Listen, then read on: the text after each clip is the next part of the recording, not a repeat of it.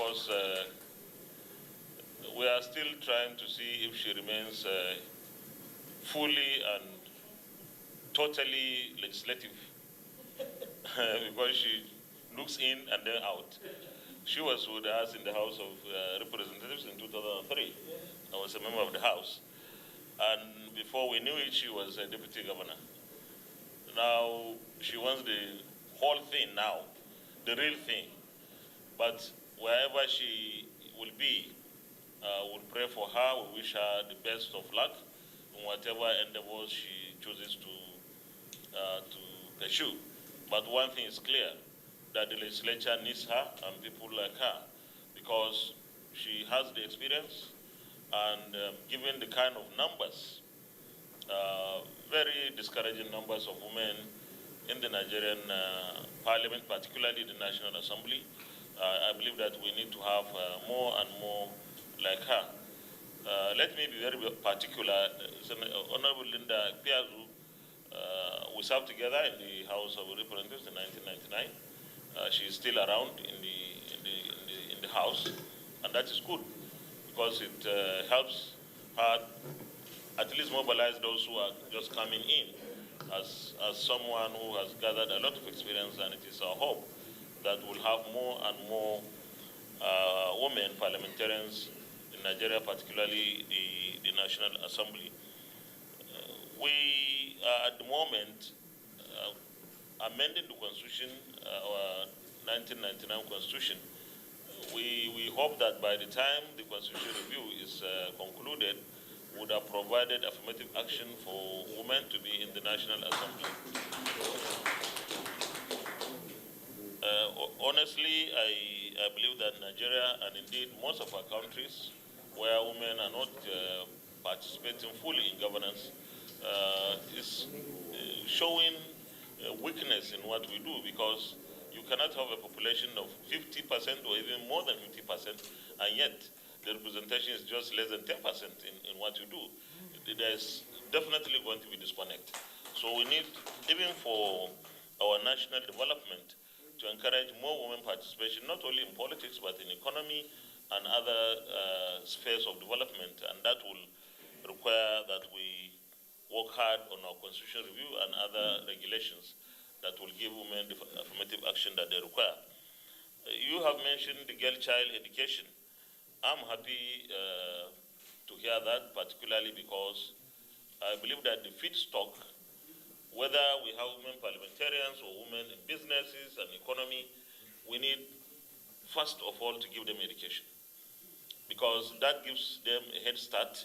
Once they are educated, it becomes much, much easier for them to enter into politics and succeed easily. Once they have some level of education, it becomes easier for them to also compete in the economy and other spheres of life. So I believe that the girl child must be given education, and this is one challenge in Nigeria, particularly in northern part of the country. And I have a foundation, and I try to see how I encourage girls to be enrolled and remain in school, even though where I come from is largely a society that sometimes you have to talk a lot to convince parents. But I believe that there is nothing wrong in ensuring that our girls are enrolled in schools and they remain in school, and they have the opportunity to be at whatever level of education they can achieve.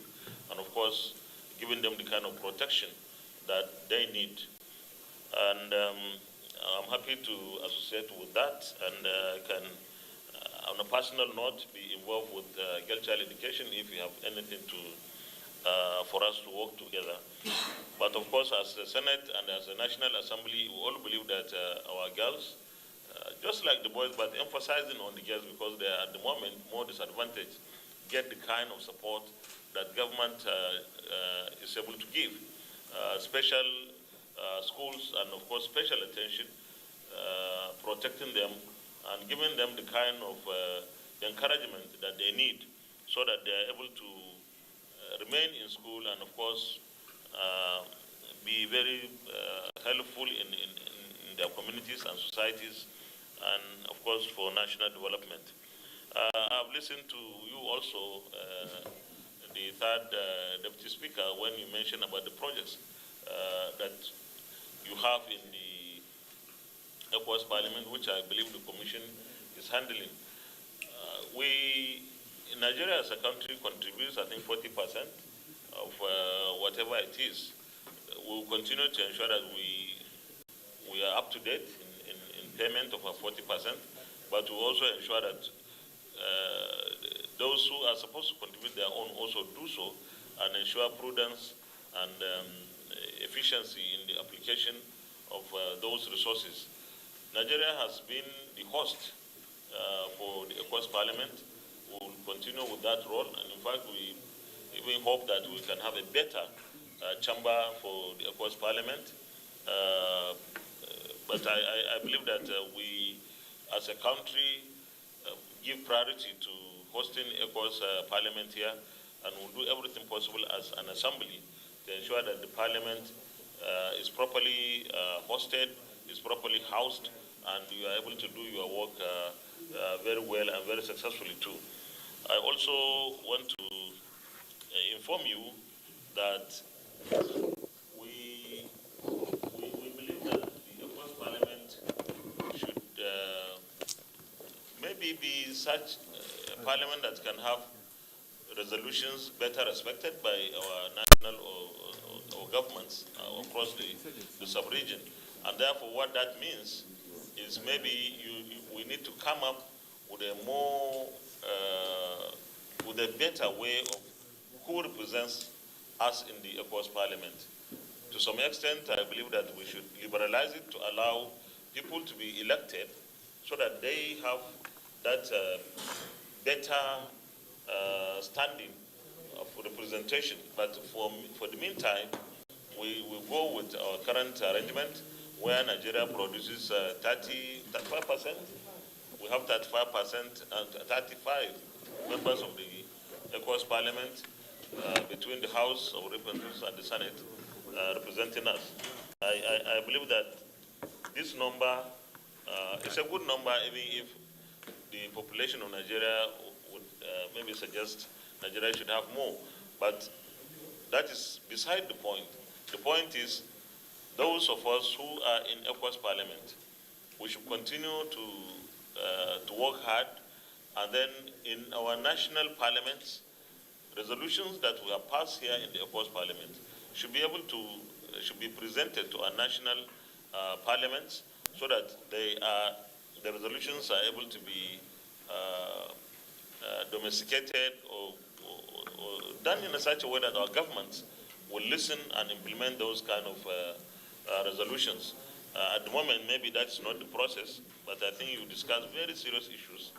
And ECOWAS, as a sub-region, we are challenged by insecurity, and our country here, Nigeria, Niger, Republic, Mali, Burkina Faso to some extent, Cameroon is out. But some of these countries in ECOWAS have security challenges. We really have to come together. We have to work to ensure that our countries do not only work within their borders, but they also work in bilateral and multilateral fashion so that we cooperate with each other to ensure that we are able to defeat the insecurity that we face. We used to have a national anthem here in Nigeria a long time ago, that though tribe and tongue may differ, in brotherhood we stand. When I listened to the introductions, some introduced themselves in French, in English, in Portuguese. Was there any other? Okay. We can see we are the same people, but of course we speak these foreign languages. That should never be an impediment to what we do to bring unity amongst our people in this sub-region. African problem can only be solved by Africans. No one is going to solve our problems, because if they solve our problems, if they help us solve our problems, then we'll be too independent and they will lose out markets, they will lose out who to put under whatever influence they. So we have to come together. We have to disregard all these international or artificial barriers placed on us. Someone from Gambia is, as far as I'm concerned, is a Nigerian. Someone from Nigeria is a Nigerian. Someone from Cote d'Ivoire. I have a sister called Memunatu. So we are the same people. And therefore, we must ensure that we use our parliament, the ECOWAS parliament, to bring unity amongst our people, and issues that really are problematic to our people across the sub-region, we must address them. And when we do so, we should take them back to our national parliaments. And from there, of course, our national governments will have to look into them. I also believe that it's an opportunity for me to also suggest that we should be looking at resolutions that will help the trade in between our countries in the sub-region, because we just have to encourage that. That's one way of bringing out an end or minimizing poverty amongst our people. When we are able to trade amongst ourselves, someone from Cote d'Ivoire may send something, whatever it is, to Nigeria and sell. Nigeria can have market somewhere else. We have the AFTA, but the African Continental Free Trade is Africa. So that is larger sphere. We can look at our sub-region and see how we can encourage each other to even benefit more from the African Continental Free Trade. That is compared against, competing against other sub-regional groups like the Eastern, East African group and others, and Southern Africa, and so on and so forth. So I believe that we need to encourage and promote trade.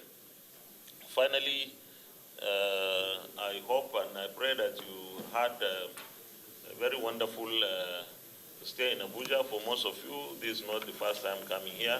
You have been coming here. Someone there said since 2002, she has been a member of parliament.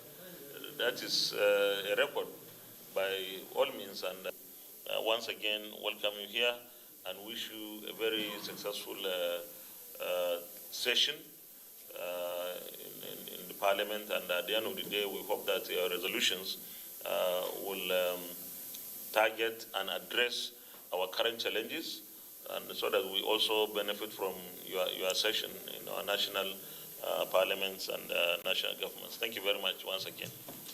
This is where we'll draw the curtain on this edition of the program from the National Assembly. I'm Ignatius Nkwo. Enjoy the rest of our programs.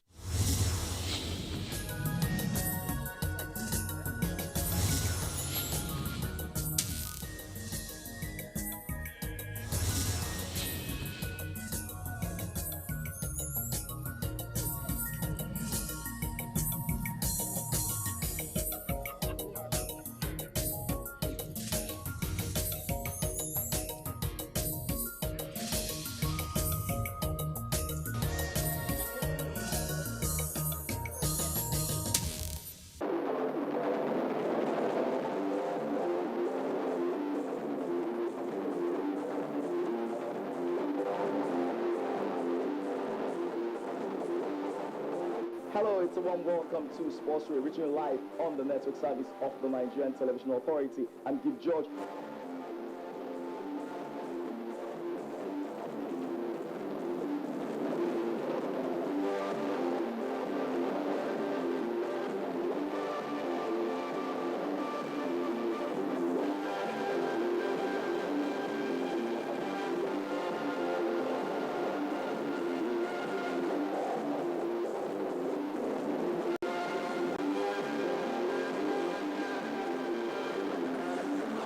Agebenu Omoha is a graduate of Benue State Polytechnic, Ubokolo, from the Department of Graphic Art.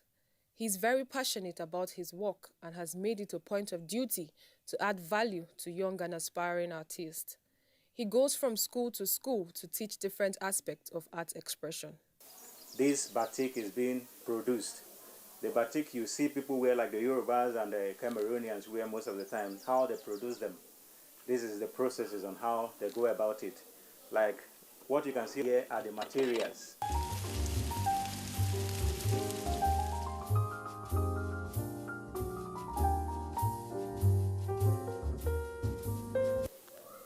This is the one we melted. The reason why we melt this one is because there are some places you don't want a dye to absorb on the fabric. So you apply the wax on the fabric to make sure that the dye don't penetrate that place.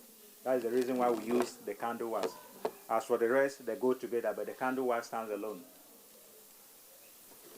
And for the brush you are seeing here, you can use the brush to use in making designs on the fabric.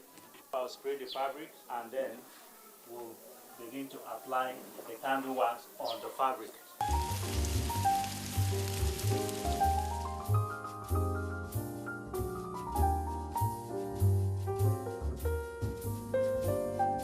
To dry for about 5 minutes, and then we'll prepare the dye stuff before we can dye it. Now this is the warm water that we're going to mix our dye chemicals in. Before dyeing, you don't have to allow the water to boil very well, because if it boils and it's very hot, when you dip this fabric in it, it will melt the wax away.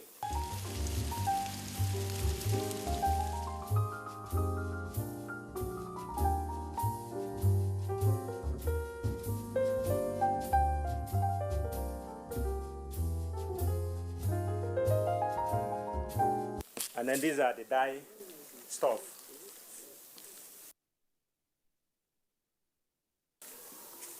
We have two colors, one color, they are both green. So you pour everything in the water. Mix everything in the water. So the next thing you do now is to soak the fabric in the dye stuff. It's already prepared.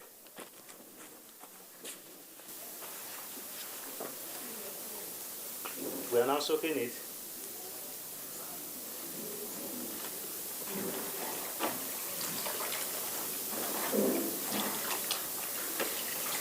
You can see the white area. That is the area of the candle wax. The candle did not allow the dye stuff to penetrate.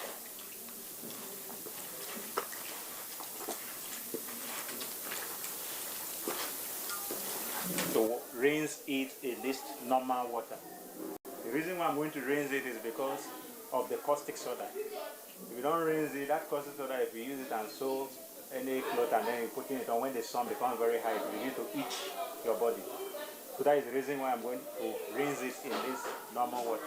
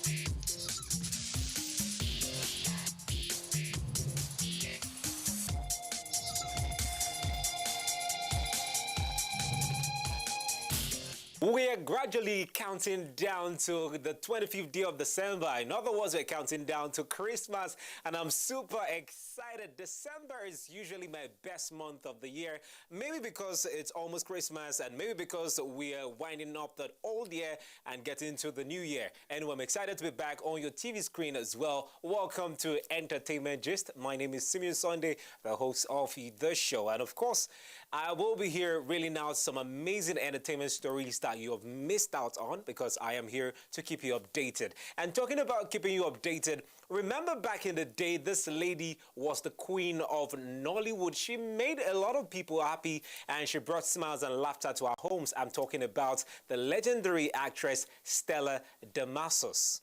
I know you expected me to say Stella Damascus, right?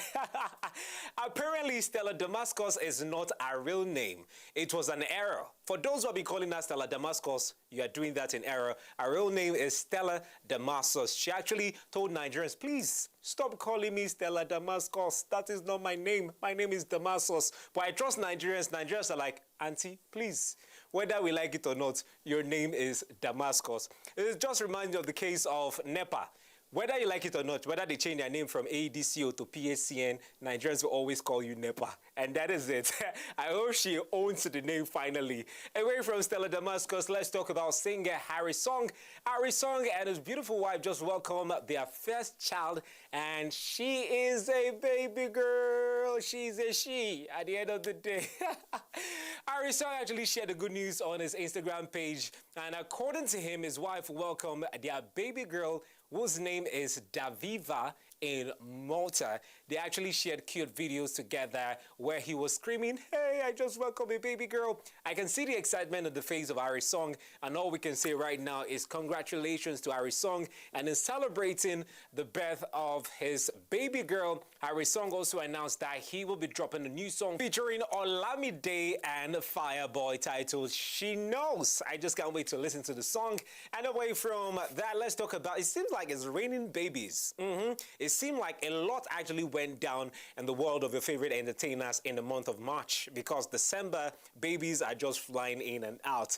Anyway, R&B singer as well as actor Marcus Houston has announced that he just welcomed a daughter, and the name of his daughter is Zara, with his wife Mia Diki. They welcomed the child on the second day of December, and this is their first child together. They actually shared pictures of the child. They actually shared pictures of the baby girl, and I tell you, she looks so cute, like really, really cute. Now I'm screaming my ovaries, my ovaries. Anyway, I don't have ovaries. And before we go on to a break, let's talk about legendary golfer Tiger Woods. For a lot of people have been asking and wondering, where has Tiger Woods been? Remember, a couple of months ago, he actually got involved in a fatal car accident where a part of his leg was almost shattered. So right now, according to news making the rounds, golfer Tiger Woods will be making a return to golf alongside his 12-year-old son by the name Charlie, and they will be making their grand entrance and return at the PNC Championship. And this is coming after he almost lost his life. Thank God for him, and we are waiting to welcome back the legend Tiger Woods. And now let me talk about something else. So although this sounds so heartbreaking for me and lovers of the actor Ryan Reynolds, do you remember the movie Deadpool? You know how hilarious that guy was in that movie. A lot of people love Ryan Reynolds, and recently he just got featured in a movie featuring Dwayne "The Rock" Johnson, and in fact it was #1 on Netflix as well as other movie streaming platforms. But recently Ryan Reynolds has announced that he will be taking a break from acting and shooting movies. I know you're not excited about this particular story because I am not excited about it. Anyway, for those who will be missing Ryan Reynolds, he has actually worked on a couple of movies in the past couple of years. Some of them are in the post-production stage. And for those of you who will feel, I'm going to miss Ryan Reynolds, don't worry, most of those movies will be released in 2022 since his break is starting this year. And a lot of people have been throwing speculations around why Ryan is leaving, you know, the industry, not really leaving the industry per se, but he wants to take a break. Some are actually speculating, saying so many things, but Ryan has actually announced that he's taking this break because he doesn't want to miss any time with his kids. His kids are currently growing up, and this point in their life are their formative years, and he wants to spend more time with his kids, and that's why he's taking this break. And I think he deserves the break. He has been working his body out for so long just to entertain you and I. Anyway, it's time for us to move on to the trendy music videos for today. Stick around, Entertainment Gist. We'll be right back.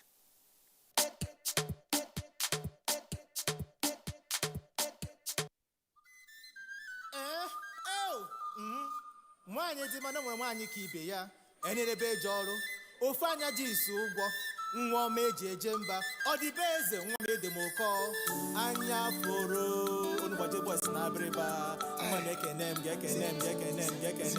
go oya di You're my melody, my sweet baby, the one where they make my heart go jim and shake body.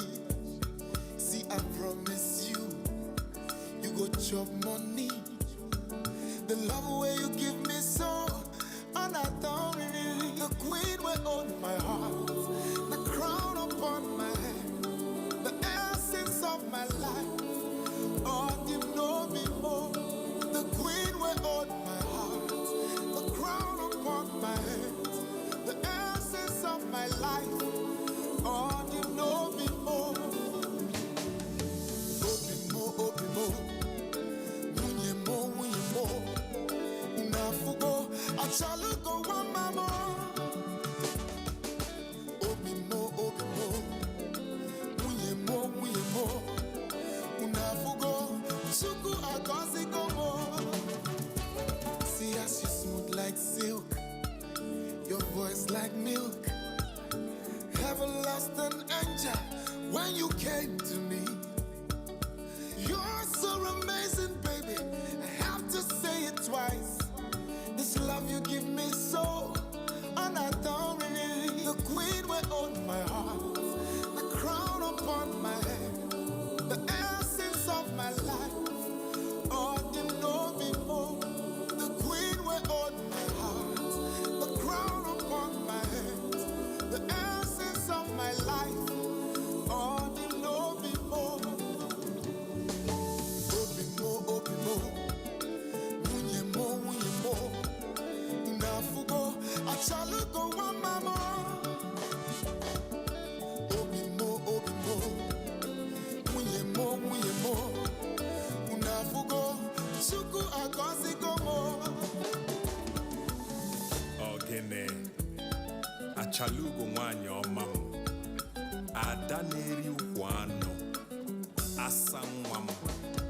Omalechanwam, Moma Yerigolo, Ugebem, Wanyoma Muramo, Ugumwanyum, Uguese, Obidia, Omumasaho, Oledum, Odaram Micham, Mirimam, Ogwabaram, Manuanum Kemua, Chankotam Chomma.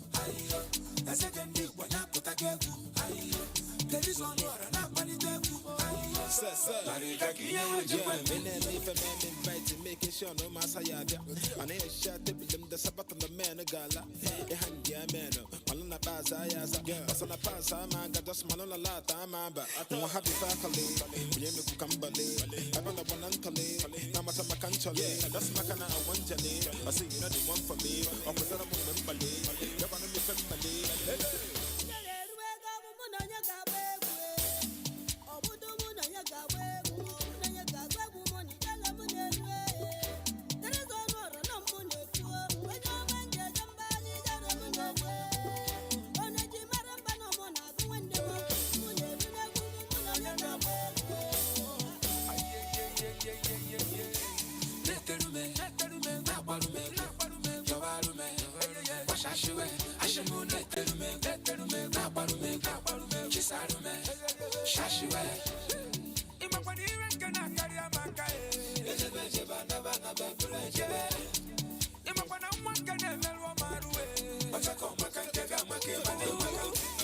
I know it's I saw. From Monday low to Sunday, I ain't leave a call bazaar. Spending money by the bar.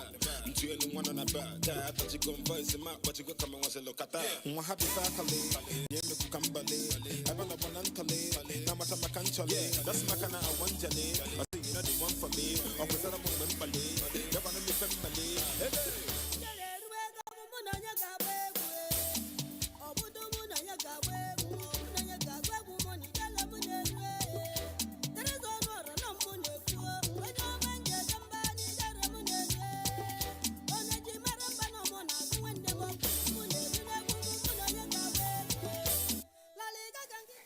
I hope you enjoyed all the amazing tunes we just played for you right here. Those are the trending music videos right here on Entertainment Gist. My name is still Simeon Sunday. It never changes.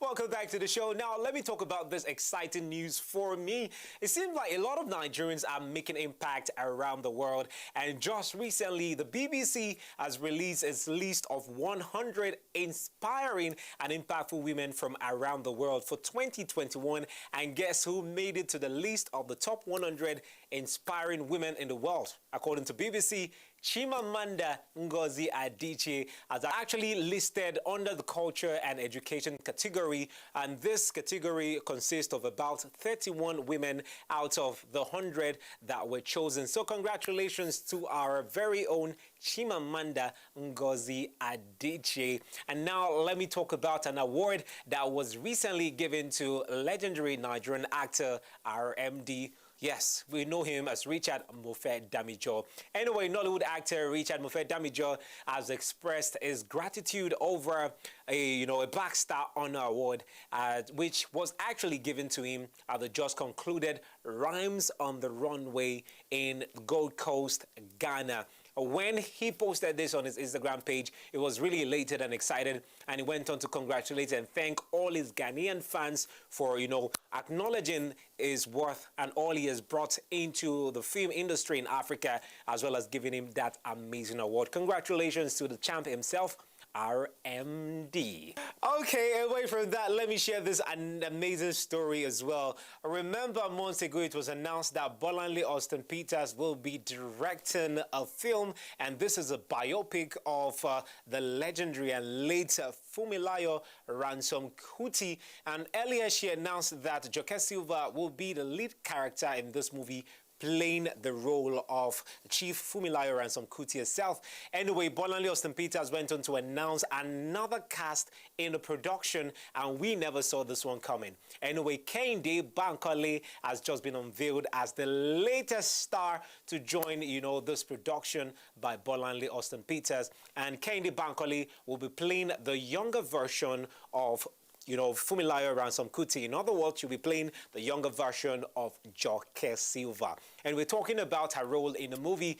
Bankole actually expressed excitement that there is a part of her that has to do with activism that she has been killing, silencing for a long time. And this movie has actually sparked that part of her. And right now, maybe after the movie, we'll see Bankole going on the streets, protesting and doing all of that. Anyway, congratulations to all the cast and crew of this amazing movie. Anyway, they've announced that this movie will be hitting the big screen come 2022.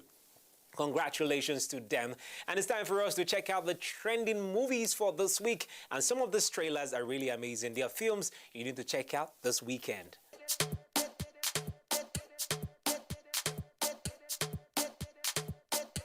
Non ti preoccupare.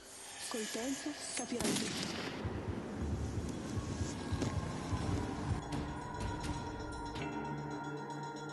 In the name of Don Bosco and in the memory of the first missionary expedition, go and announce to the world's young and poor the joy of the risen Christ. Amen. That is Makoko. It's an entire community living on top of water. I'm trying to find my way to the Catholic Church. Ehi, cosa stai facendo? Perché lo stai picchiando? What's happening? Elder dear, I survived this jungle because I understand these streets. And that's exactly what I am teaching these boys to survive. I guess you're the new priest from Rome? I just want to talk to you guys. I can help you. You know, some orphanage or young offenders institution?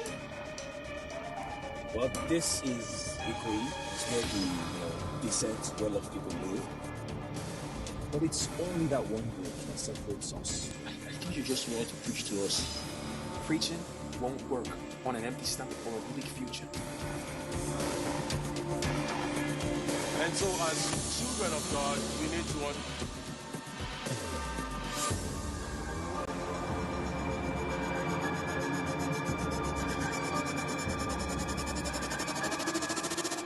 Sono stanca dei ragazzi. What? You make a small challenge and then you up and leave? You don't understand. These boys are robbers. It's not our place to judge, Father. What are you going to do? You are attracting the wrong crowd to this place. And if you don't stop, right now, I will request for your removal. Monsters! Stop!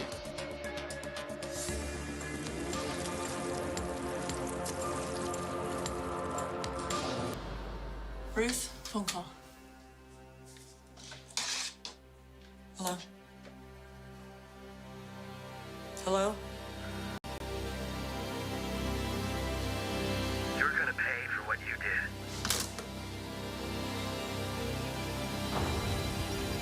I was in prison. I just got out. I was there for 20 years. For what?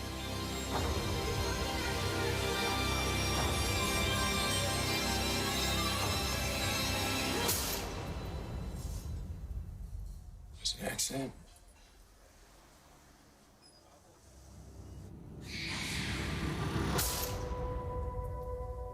Does your release alter the terms of your no-contact order? You don't have to give me a speech.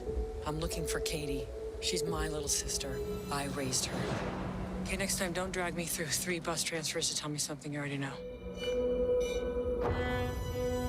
John, there's a woman in the front yard. Can I help you with something? You're a lawyer? What would Catherine gain by meeting her now?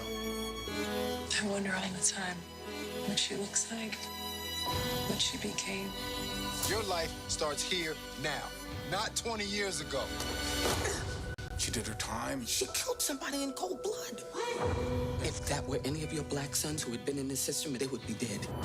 She walks around like it never happened. Now, you tell me if that's fair. You gotta be a convict wherever I go? No, you're a cop killer everywhere you go. Hey, Ruth, just stop. I'm good! Don't treat me like I don't exist! Tell her about me!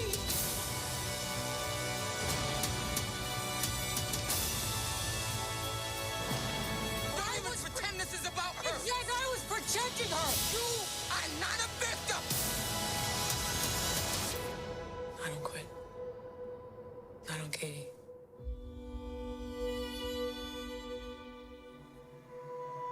You're welcome back. This is Stu Entertainment Jason. That was the movies for the week. And sure you check every one of those films out, especially The Oratory by Obi Emeloyen. That guy is a fantastic producer and director. Remember, he was the one behind the movie The Last Flight to Abuja, where we saw a lot of CGIs. Anyway, welcome back. And now let's move on to other stories. This one has to do with Ebony Live Studios. Yes, I'm super excited about this one.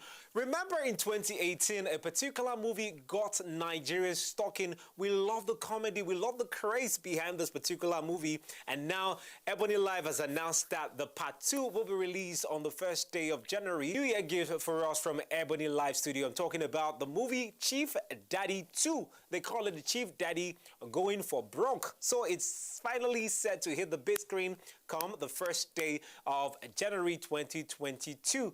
And this movie features the likes of Fast the Bad Guy, Funke Akindele is there, and Kemo Owo is there, Rachel Oniga, Patience Ozoko. You need to see the cast list of this movie. It goes to show that this movie will blow your minds once it gets released on the first day of January. And now let's move on and talk about Mo Abudu, the big lady behind Ebony Live film as well. Anyway, Mo Abudu has been named as the 98th most powerful woman in the world by Forbes. Yes, 98th most powerful woman by Forbes. This goes to show that Ntalive CEO, talking about Moabudu, has done a lot, especially in the film and entertainment industry in Nigeria and Africa at large. Remember, just recently, she actually penned or inked down a deal with Sony Pictures Television as well as Netflix. And she is the only Nigerian to produce several titles for Netflix. And this goes to show that this lady is making a huge impact in Hollywood and Nollywood as well. Congratulations to her, as she is the 98th most powerful woman in the world. And now it's time for us to go check out the comedy skit. You'll definitely laugh. Enjoy it.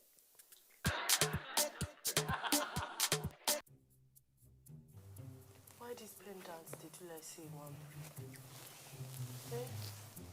Ah. Leave it there, don't remove it, just leave it there. Lively is such a good person. So nice. Nice character, nice attitude. I'm blushing. Maggie. It's over 2.5, Jerry. That's what you say. Chelsea.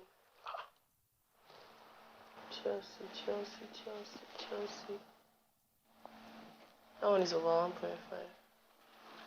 Baka. Let's go. She's asleep now.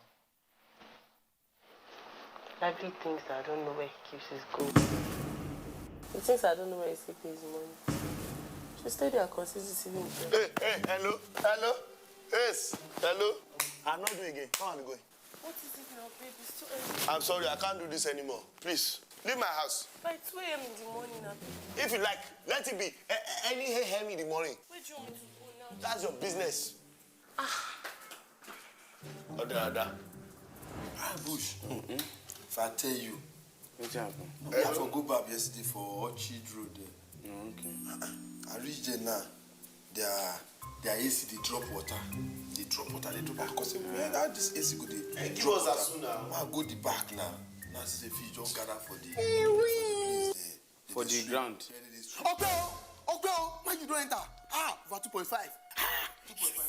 Hey, Chelsea to 1.5. He enter. Hey, Chelsea 1.5. Chelsea 1.5. Chelsea enter. Wait, what of Baka? Let me check Baka. Baka on now. Go now. Go enter. You bet. Baka now go. Remain 2 for me. Remain 2. Amazing. Babe. Hi, baby. Baby, I missed you. I'm so sorry about yesterday. Please forgive me. It's not me. It's the devil. That's what the devil used to do. But you chased me out of your house in the middle of the night. No. Yes, I admit I chased you, but it's only so I can chase you down and prove that my love to you is unique, baby. I'm sorry. Please forgive me. Baby girl, so you're forgiving me. I'm even sleeping in your house today. As in, I will do anything. I will clean your house. I will cook for you. Even I'll mop your toilet. Let's start what we have come into the room to do. I don't think I turned off the gas before sleeping. Why do you like making noise? Why do you like taking things from where they belong? Leave it there. Stop stressing me, Jerry. See the way the weather is. As if everyone wants to force it. Asna. Preparing go for today, Sha. Manchester.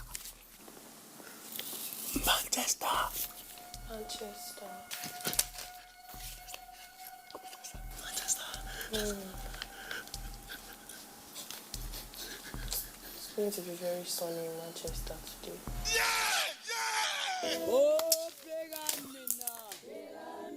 God, you are my side.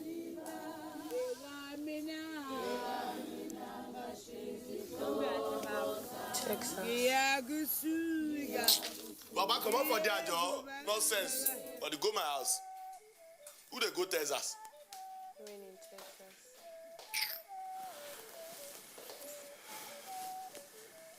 Real Madrid. Straight rain.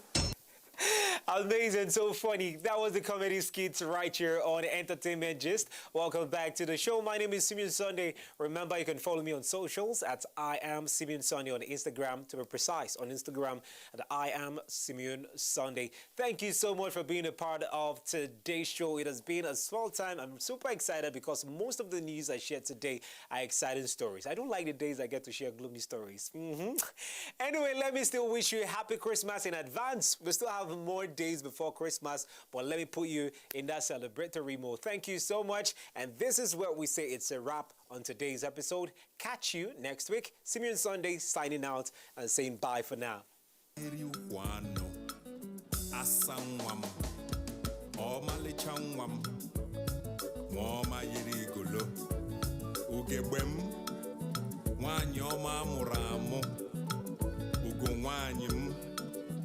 Ugoese Obidia Omuma Saho Oledum Odaram Micham Mirimam Ogwabaram Manuanum Kemua Chankotam Chomma Osensoka Apogase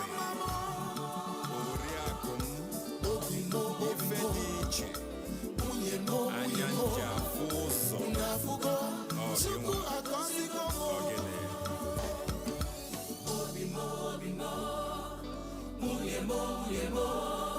Hello and welcome. It's time for another interesting package of Everything Music. Angelina, you dey cool in my temperature.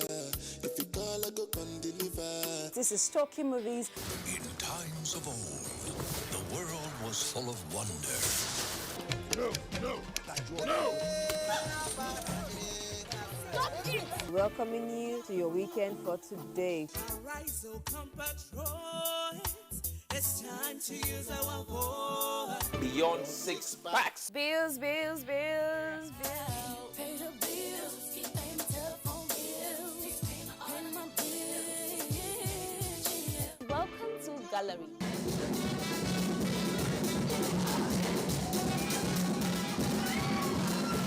Me and my paddies. London for what? London for medicine. Medicine for what? Medicine for coffee. Are you sickness? To our illness. Welcome to Gist Zone. All right, my name is the Eselusien Wego One. Ona nyokoko nyonyo.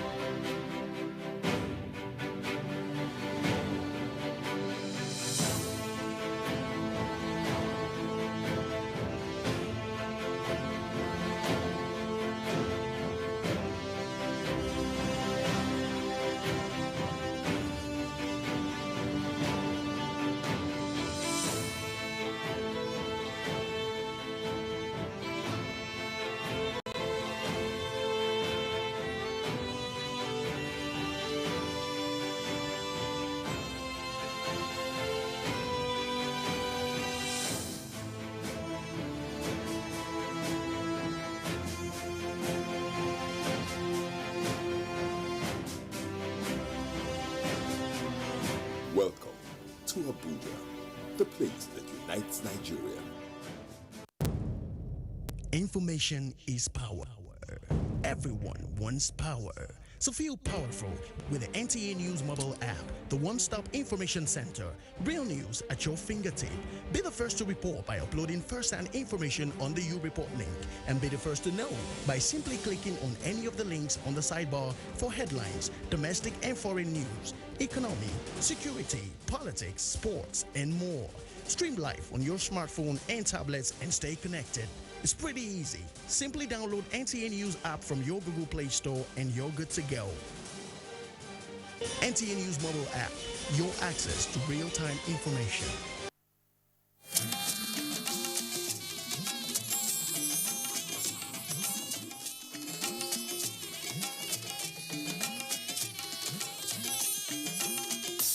The This is the network service of the NTA.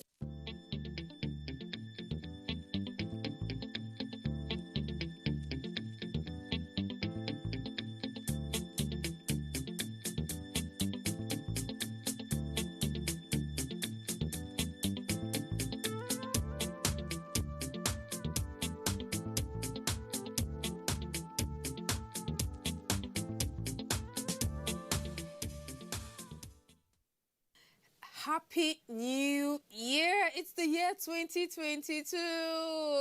Okay, there's the point where I'm supposed to roll the drums, you know, and ask you how the year 2021 was for you, and precisely how did you celebrate your Christmas, the Christmas season, you know, all the eating, whining, and dining. I hope you had a good time. Well, I sure did, even though I was kind of working, but yes, I made effort to see that I also had a good time. And it's January, you know, January, that month when some people tell you January has 6 months in January. Yes, or like some people say January has 102 days. That's to say that somehow after all the celebration, the season of when it's New Year, suddenly it seemed like the month is not just going to end. You get January 1st, 2nd, 3rd, 5th, 5.5, 7.5. You know, it just keeps going like that. But somehow it expends so much on our pocket and all that stuff. Well, still talking about the season of Christmas.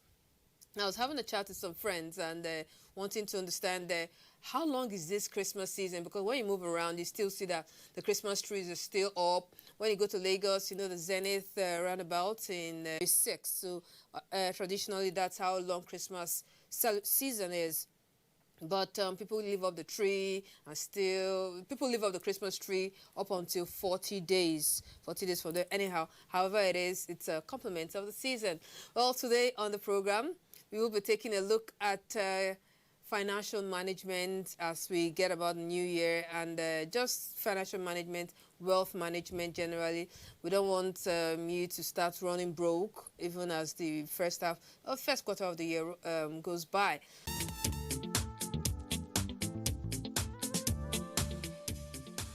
So it's a new year and we have to plan our finances properly. Wealth management is very important. Remember, the month is going to be so long. Well, it's not really so long, but somehow it just works out that way. People just say the month will not get to an end.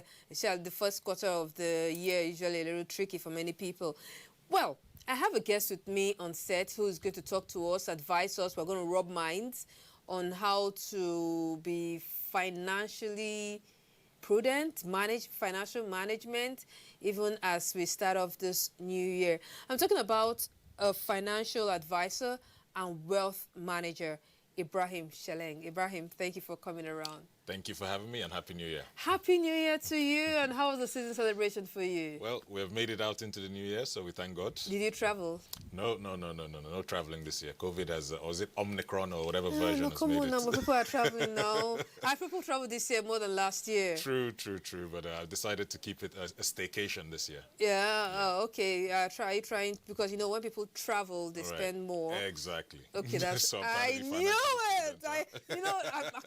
I feel you. Because when you think about the fare, the transport you take to travel, you get home, then you have to give money to your father, your mother, your sister's brother's son, your uncle's auntie's son, the one who carried you when you were still a baby. Oh, yes. So by the time you get all those spending, you just think, why don't I just budget, send them the money, send right? them the money? Exactly. Yes, so it probably makes more sense, yeah.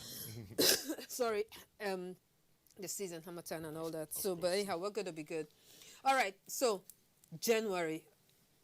Let's demystify this very famous January that people say it just wouldn't end. Yeah. You know, January comes with the school fees for many people, the house rent, and, you know, stocking of the house again and everything.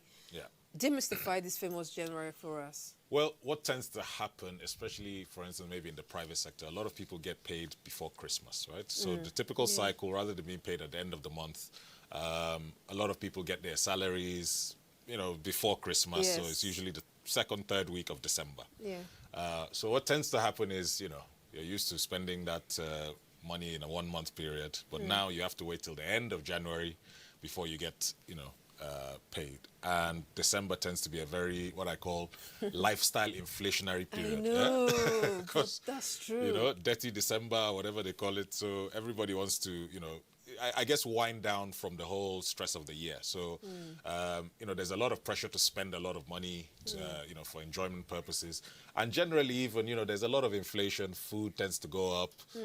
You know, if you happen to take your car to the mechanic this period, he will tell you that, okay, you know, this part that was half the price 1 month ago, you know, all of a sudden. So there's all these pressures that happen around that December period. So leading into January, as you said, a lot of people are facing, you know, school fees. You're facing some other lifestyle bills generally that you start off at the end of the beginning of the year. So you know, it's a cash flow strain on a lot of people. Even if you tend to be financially prudent, you know, there's still a cash flow strain at that point. January is known all across the world as a very you know.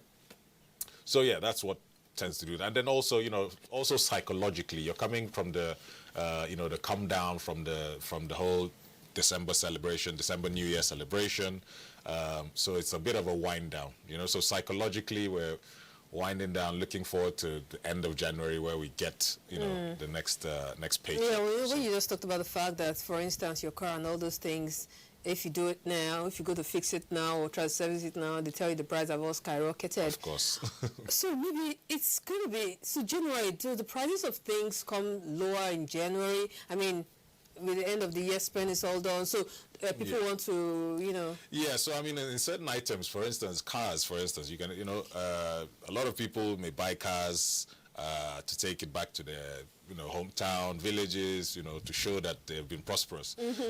But, you know, when it comes to the new year, the cash flow strain, as I mentioned earlier, might necessitate people having to, you know, get rid of some of their, what I'll call consumable assets that, you know, really consume a lot of money. You know? So you find maybe when they've come back from the holidays, they go back into the city, they might not need the car anymore. So you find that there's a lot more cars being sold during that period, which brings the prices down. Okay, yeah, that's straight for things like cars. Exactly. Yeah, maybe food store. Well, a couple of things actually. Yeah, sometimes even food prices tend to, you know, peter down because you know, there's a bulk buying that happens during the December period, and then, you know, yeah, so the patronage is not so much anymore. Exactly. Okay. Yeah. All right. So I will be, in the course of the program, we're playing quite a lot of music. You know, we need to motivate ourselves. Right. You know, the big people have this resolution in January. I have to work hard to do this. I have to make money. You know, and also, well, things may not be so good around here, but yes. So somehow we need to encourage ourselves. There's always hope. Once there's life, they say, right? There's hope. All right, and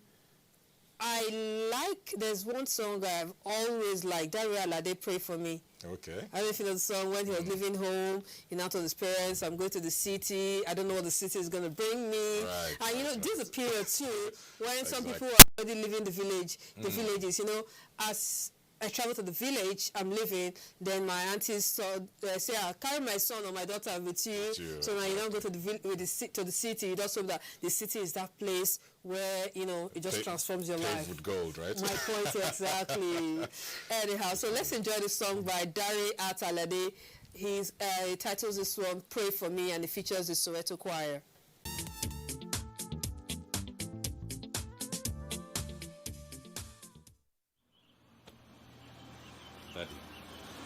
So you insist on doing what you want to do. Ṣé ọ̀rọ̀ tinú ẹ ló máa ṣe láṣìwà? Daddy, mo ń lọ. Daddy, I'm going to the city. You children of nowadays, you are too much in a hurry. Be patient. Be patient. Daddy, I've heard what you have to say, but I have to do what is in my heart. Daddy, mo ń lọ. Let me tell you. Daddy. Sir. You are on your own.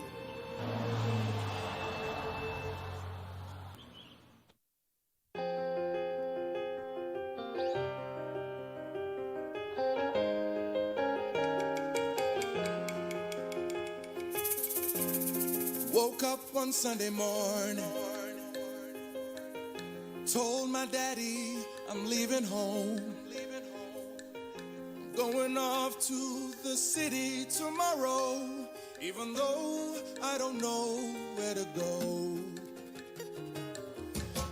Daddy says, son, don't be a fool. Cause life in the city is unbelievable.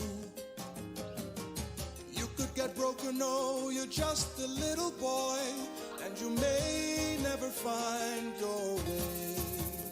And I said, I know I could get lost. I know I could get broken. Forgive me, Father, but I gotta take a chance. Oh, I'm already gone, so just pray for me. For me. Pray I find my way. Oh, forgive me, Father, but I gotta take a chance. Oh, I'm already gone, so just pray for me. Pray I find my way.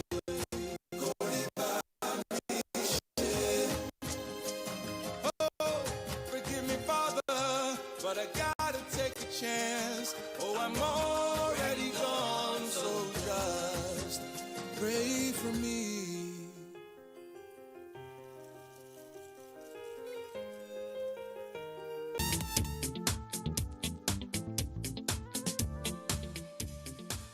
All right, we're back from Darius. Pray for me.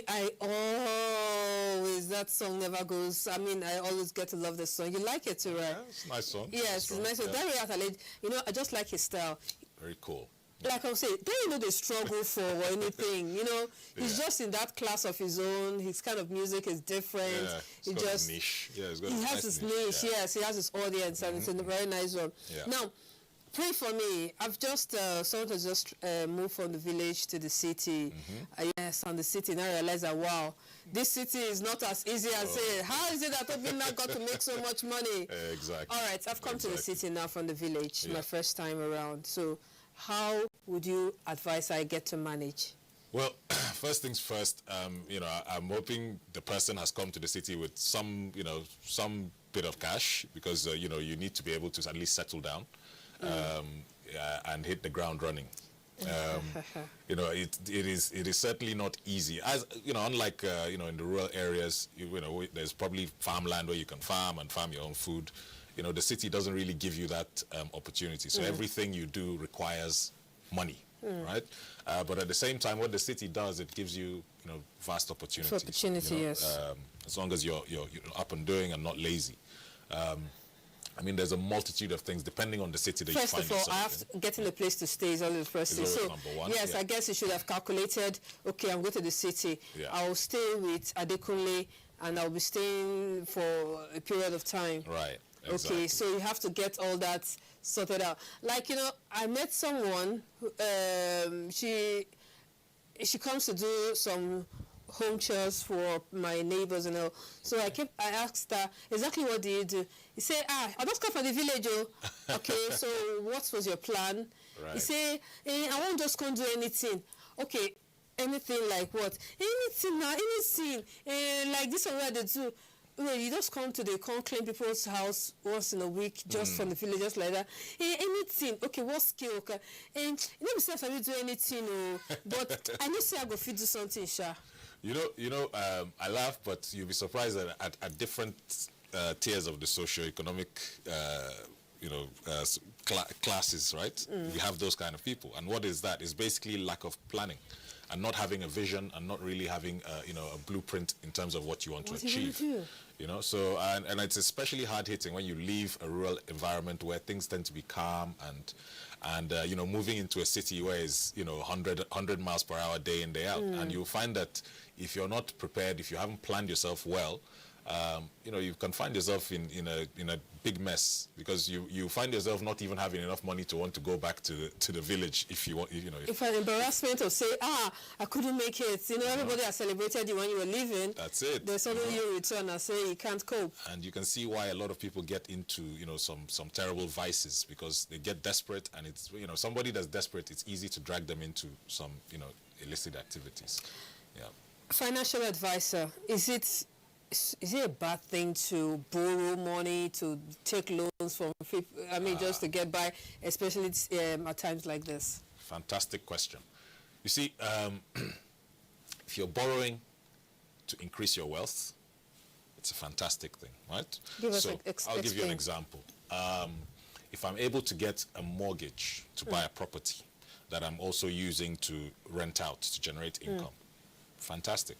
I'm leveraging on the fact that I can use a small amount of money to borrow to buy an asset that's going to generate me a lot of income. So that's fine. Now, if I'm borrowing to do Dorime in I want to chill with the big boys. Chill with the big boys, you know. Again, you know, perhaps maybe you had a cash flow deficit that you needed to. So let me give you an example. Christmas is coming, but your salary is going to be delayed by 2-3 days, and you think you're able to borrow a certain amount just to tide you over to that period, knowing full well your salary is able, comfortably going to cover, take care of the debt. Again, it's not so bad, right? Now, there are people that find themselves in perpetual debt because they borrow just to live a lifestyle that is unsustainable. As I said, you're borrowing to go and buy clothes that, to impress people, or you're borrowing to buy consumables to impress people, and all these things end up in a cycle, in a perpetual cycle of debt, where you keep borrowing and borrowing to live a lifestyle that you cannot sustain. Okay, I could tell you that I'm borrowing to pay my children's fees because in December I overspent. Okay, again, what I would do is I would look at your cash flow. Okay, we all indulge sometimes here and there, and we all we're all human beings, right? But what it is can your cash flow sustain that? Okay, so if for instance, let's say you're earning 200,000 a month. Okay, so in December you spent 250. So that 50 was borrowed money, right? So logic would say if January comes, that 50 that you spent, you're going to use it to offset your debt, and then you're going to reduce your spending to 150 so that you're still within. Yeah. So these are some of the things that we look at. You don't necessarily look at it month on month, but you look at, for instance, what have you earned in a year, and what have you expended in a year, what have you saved in a year, and all these kind of things. So these are all parts of the things that it's always a good time at the beginning of the year to start planning to the future. We all know we have large expenses that come out. Maybe it's house rent, maybe it's school fees. There's some other lifestyle things that take a bulk amount of money from us. But if you plan it well, really shouldn't be that much of a struggle. Although I do acknowledge that there's some people that don't actually even earn enough to live a comfortable life. There's a different advice we usually give those sets of people. But people that are earning enough to even have disposable income, then you don't really need to be in a position where you're struggling financially, because you have disposable income. You have disposable income. And if you plan your life well, if you plan your finances well, then you should be able to at least go through the year comfortably, and then have enough money to do your Dorime. Hey, I know, right? That's the thing. However things worked out for you in the past year, I mean, you just hope and pray that we're making money. We're making money. We're making money this year. Indeed. All right, indeed, we're making money this year with J1. Let's get to enjoy it.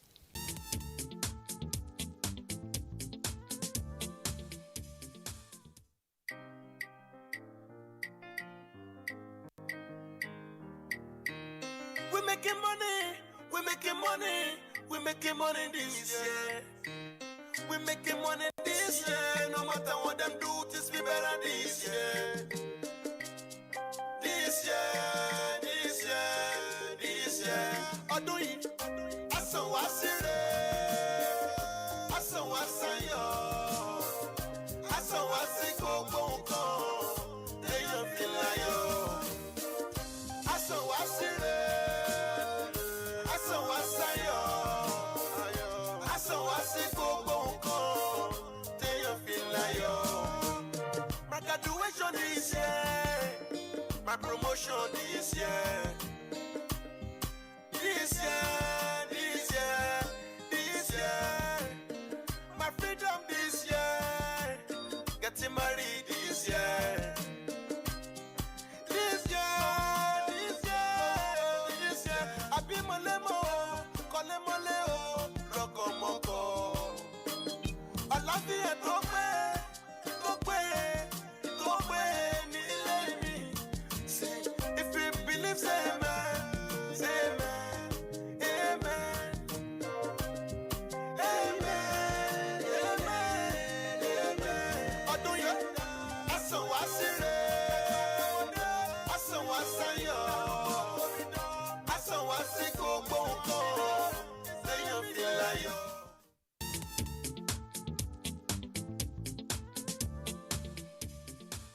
All right, we're making money. That's our prayer. We're making money this year.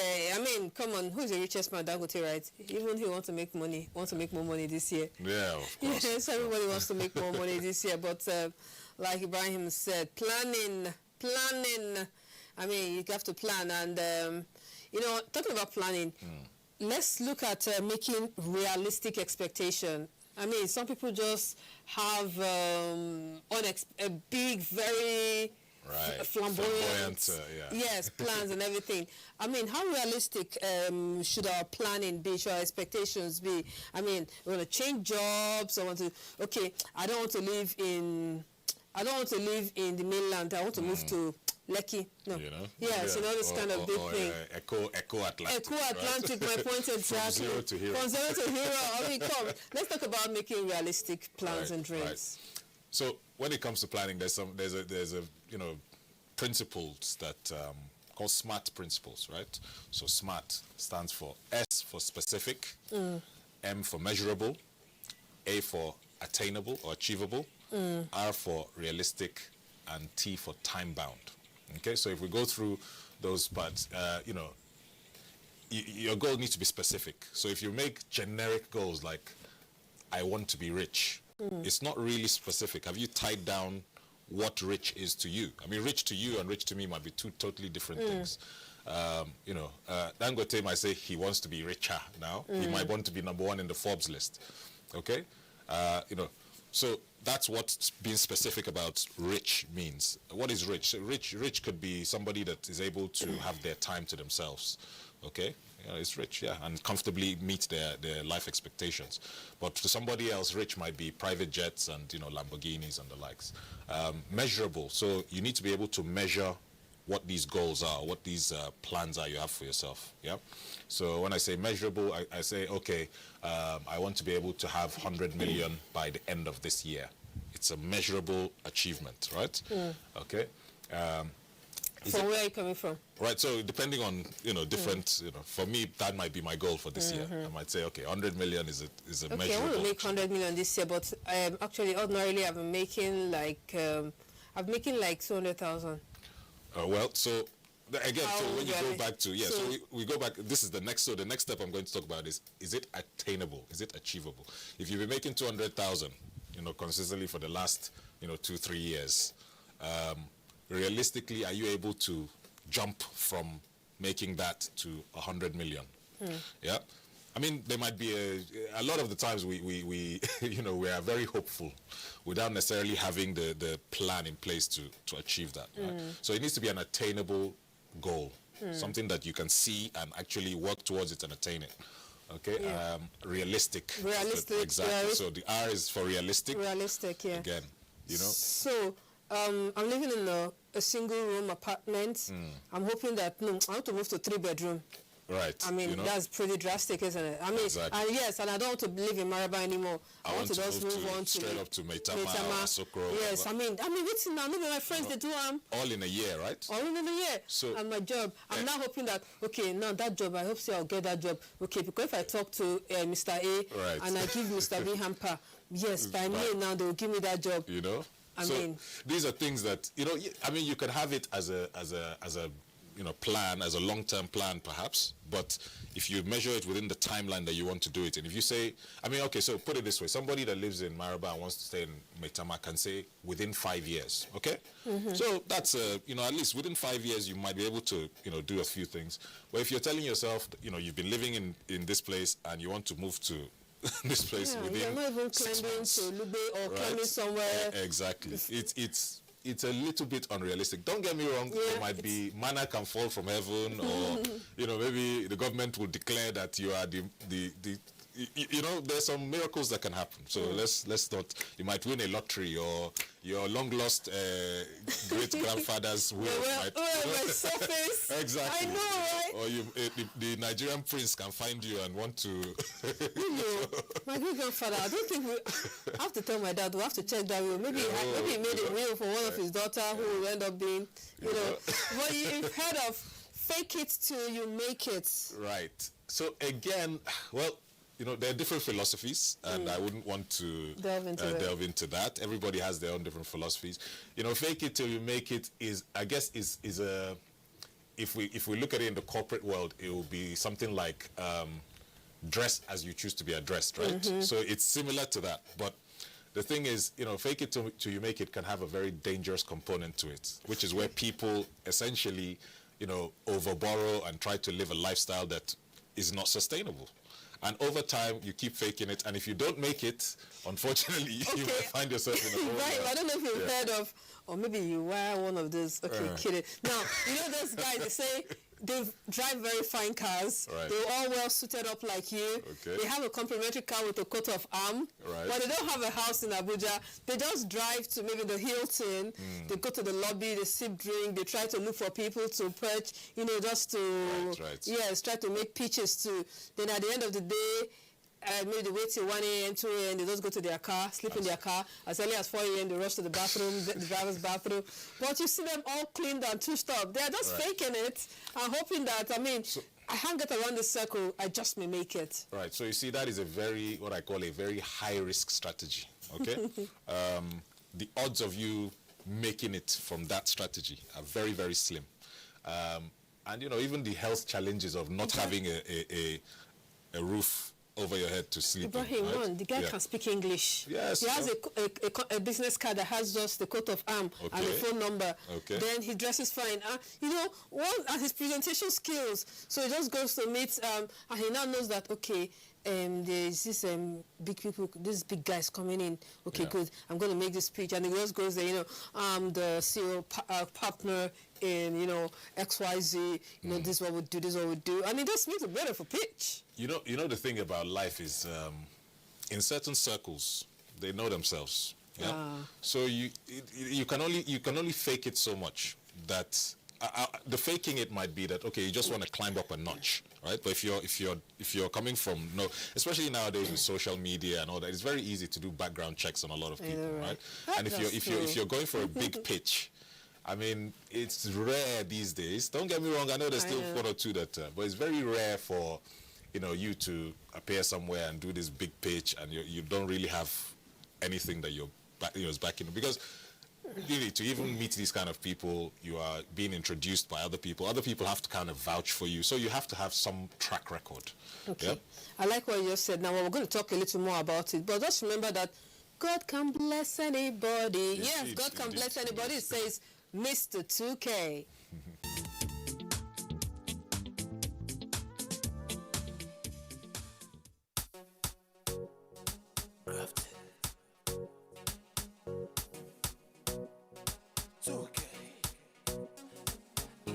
On the beat, on the song,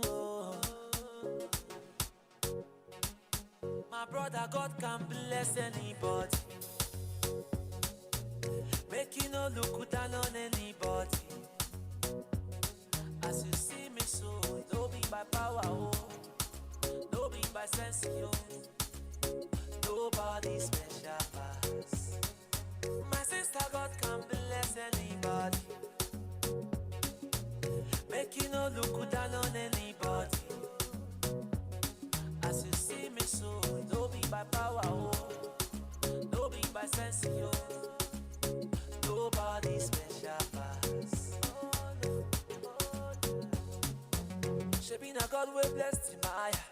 7 God 9 lift me higher. Nobody believe say could go blow higher. We know the tire, and the work we they do will bring the rubber. Tell me so many no, but I know they ginger me, and I know they give up, oh God. If nobody encourage you, encourage yourself, That's why I said kerosene, even say coconut, you know. So many they underrate, ele do my elevate. Baba shame all of them when they hate. My brother, God can bless anybody. Make you no look down on anybody. As you see me, so don't be by power, don't be by sense, nobody special.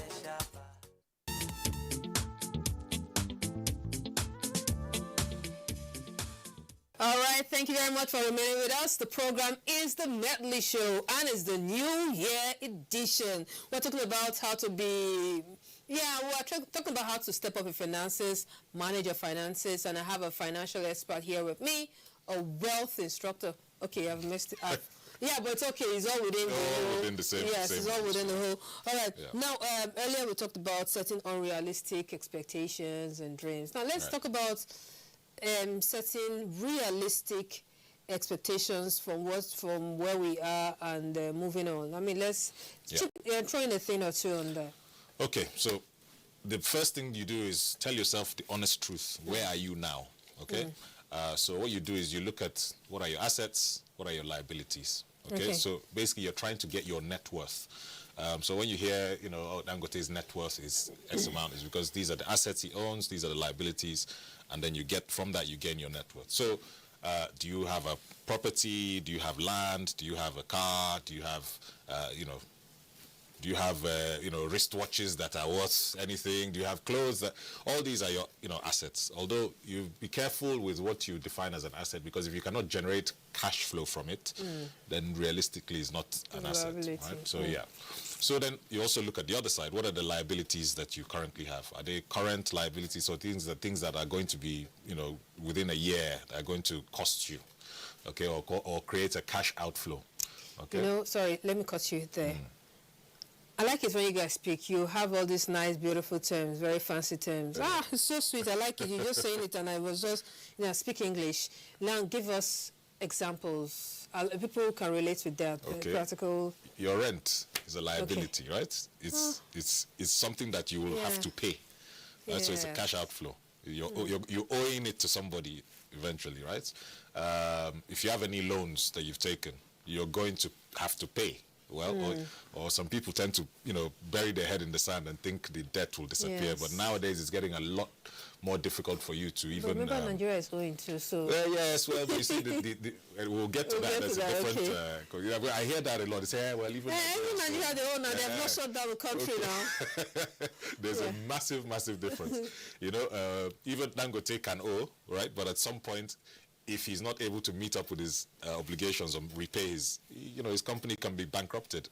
So, and we're getting to the stage in this country where actually the net is getting tighter and tighter. If you borrow money now from a financial institution and you think you can run away and all that, they'll just find your BVN and debit every single bit of money you have. BVN, that's true. Exactly. So you can't hide. So, it works in two ways. Now, what it will do is eventually it will make the financial system a lot more robust. So it's easier for you to borrow money, right? But at the same time, if you decide to borrow and not repay, then it will make your life, very difficult. Okay, I'll go back to ask you. I'll continue with this question, but let me talk about the U.S. system, for instance, the credit system. Exactly. And we work with the debit, because I know when I travel, I used to use my debit card. They ask for a credit card. Okay. So, which helps better? Because with the credit card, they just want me to keep buying. Keep buying, yeah, because the whole idea is that, that's what it creates value, right? A credit system actually creates value. You don't have money now, but what they're saying is, go and spend. Don't worry. As long as you have the cash flow to repay it, we don't mind. We want the retail industry to be good. We want you to buy new clothes. And that's why the advertising makes sure that every year you upgrade your new phone, you upgrade your new clothes. It's all part of maintaining the system and growth in the system, okay? We don't have that here. We don't work here. Yeah, well, it could actually. It could, if we create a robust enough system where, you see, everything is about creating an ecosystem, okay? When you create a credit system, cash does not have to move. All it is credit. So in accounting terms, right, a transaction happens. I don't want to get too technical now, right? Please. But for the sake of it, just because I buy something from you and I don't give you cash, doesn't mean you now, as the person that sold it to me, cannot claim the right or the revenue that's generated, right? So a credit system actually allows things to be a bit more efficient and allows growth to happen a lot faster. Anyhow, let's leave that. Let's leave that. It's too complicated. Now let's talk about last year or previously. People have been struggling to make pitches and proposal. I just need to make this thing. How can I get to do this? I want to succeed now. This year, 2022. Cecil, you are going to focus. I'm going to write this. I'm going to meet this person. So now tell us how it works. How can I write it right? How can I get to target the right person? Okay. There are grants. There are this. There are many things. Fantastic. That's another good one. So, I'll go back a little bit. I'll rewind a little bit. So we talked about, first of all, knowing where you are, right? Realistically, these are my assets. These are my liabilities. This is my net worth, right? So do you have a cash flow issue?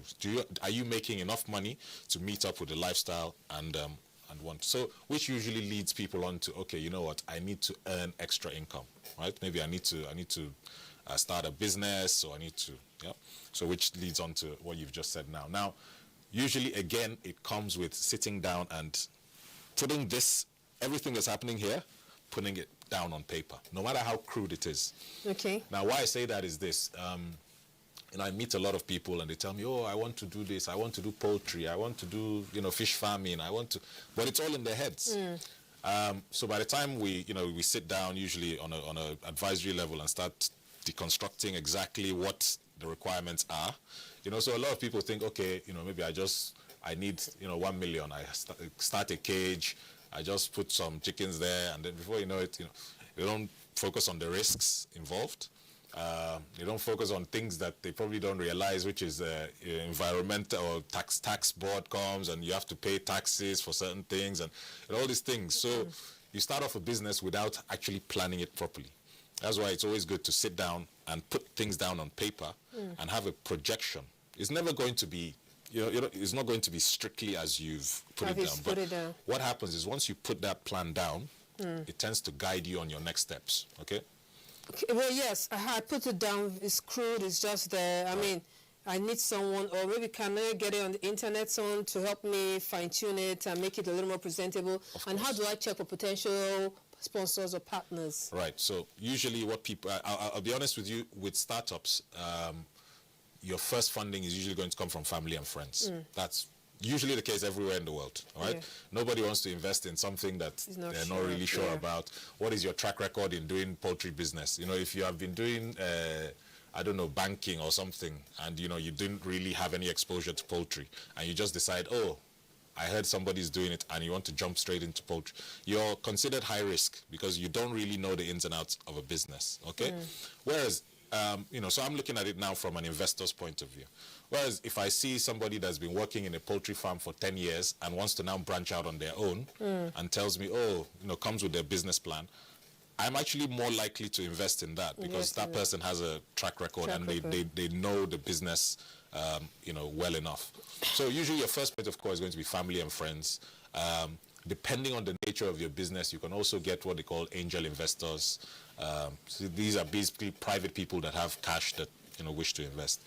Usually your financial institutions do not come in till after they have seen you started making money. So just be very realistic with yourself. People say, oh, banks don't lend. No, Ibrahim, in my mind, right? In my mind, I actually own a very big poultry farm, one of the biggest in Nigeria.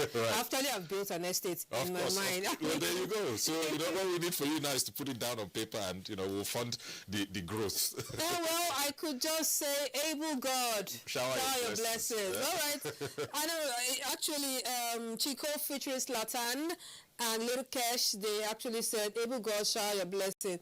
I need it, and I know you need it too, so let's enjoy it.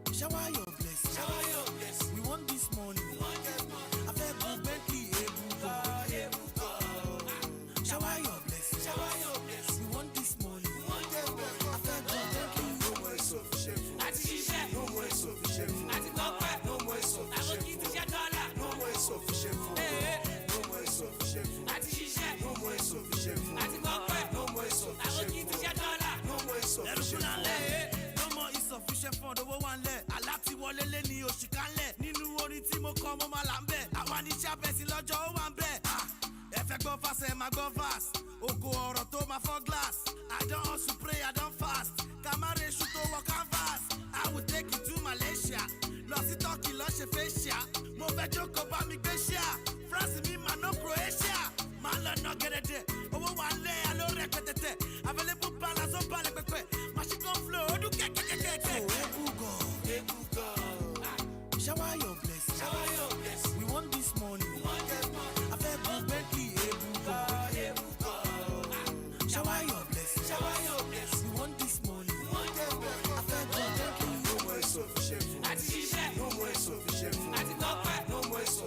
Bentley. No more insufficient food.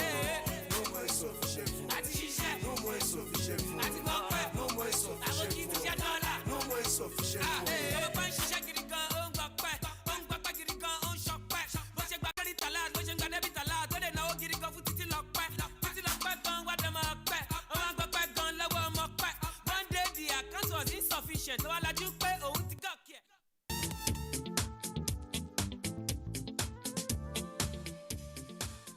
All right, able God, thank you for showering your blessings. Well, it's good that we pray that God showers His blessing on us all, but we still need to do our part, right? That's it. Yes, because we seem to be a very much praying nation. Oh no, we can pray.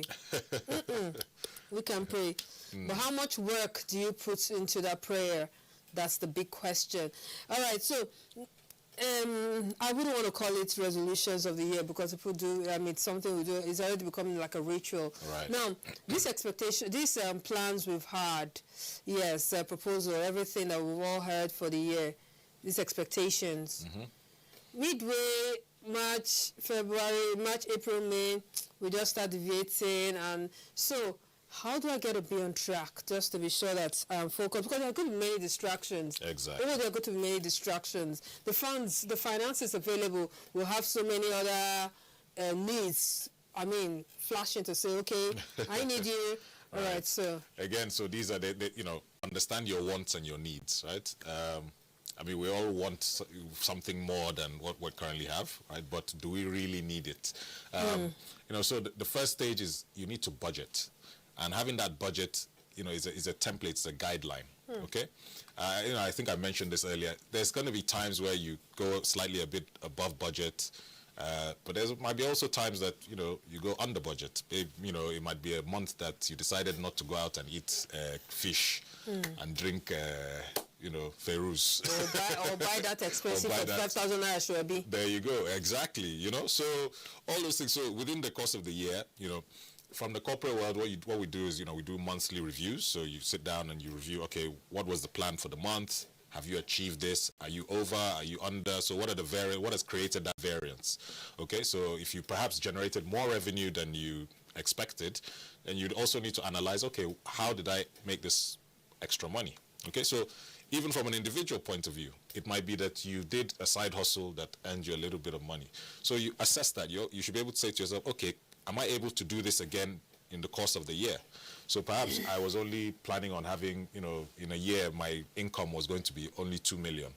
But, I had a side hustle here that made me an extra 200K. Okay, can I look for another side hustle here that will get me another 200K within the space? Should I set up a separate account and be putting those excesses, those extras there? Well, again, it depends on your strategy. Because if it's all in one account, I mean, it's so tempting. I just think that, okay, I shop with my card and I just have one account. If anything happens, that's it, it's all gone. So I guess I would suggest that there's a separate account. Just that account that you hardly even touch, you just don't know it's there. You just ignore it. So I mean, we're going into again a different, you should. I mean, accounts are easy to open. You should have. If you can have different accounts for different purposes, there's absolutely no reason not to. Okay. You have accounts for your children's school fees, for instance, where you put it. You have for holidays. You have, so you separate that. It doesn't always have to be bank accounts. You can do mutual funds. You can do other investment types. We probably won't delve so much into that. It's a different thing altogether. But at least at the least level, you have your savings accounts that you can have for different purposes. Okay. So you separate that. Please, I beg, send me money. Your mother's all break leg. Emergency family calls and all that. Right. Where is that? It's usually for me, I have a welfare fund for that. So every month, I set money aside for welfare spending. And unfortunately, if that is exhausted, then I say, look, please just wait till next month, because I'm not Dangote. I don't have unlimited. Even Dangote doesn't have unlimited. You know? So you have to be very deliberate. I know, there's a lot of problems out there, and we're trying to help as many, but you cannot help. Even the government cannot help everybody. So I think, what is prudent or frugal to do is set, if you're a salary earner, for instance, set some money aside that that, okay, look, this is going for family or for welfare or whatever it is. Yep. And you can still have some savings aside. And of course. I mean, there's usually a formula that we like to say, depending on. Okay, yeah. Ibrahim, that's going to be very tricky and hard this year because of certain things that have happened, increase in fuel, power, and everything. But exactly. We are going to get to talk about that when we get back. How do we get to cope with all that? I mean, things 2022 doesn't seem to be smiling, so we need to meet up. Like they say, if the bird have to learn without perching, the hunter have to learn without missing the shot. Anyhow, something like that. Metaphors. So yes, metaphors. Well, we'll do a Adekunle goal to hope and pray that God picks up our call. So pick up my call by Adekunle Gold.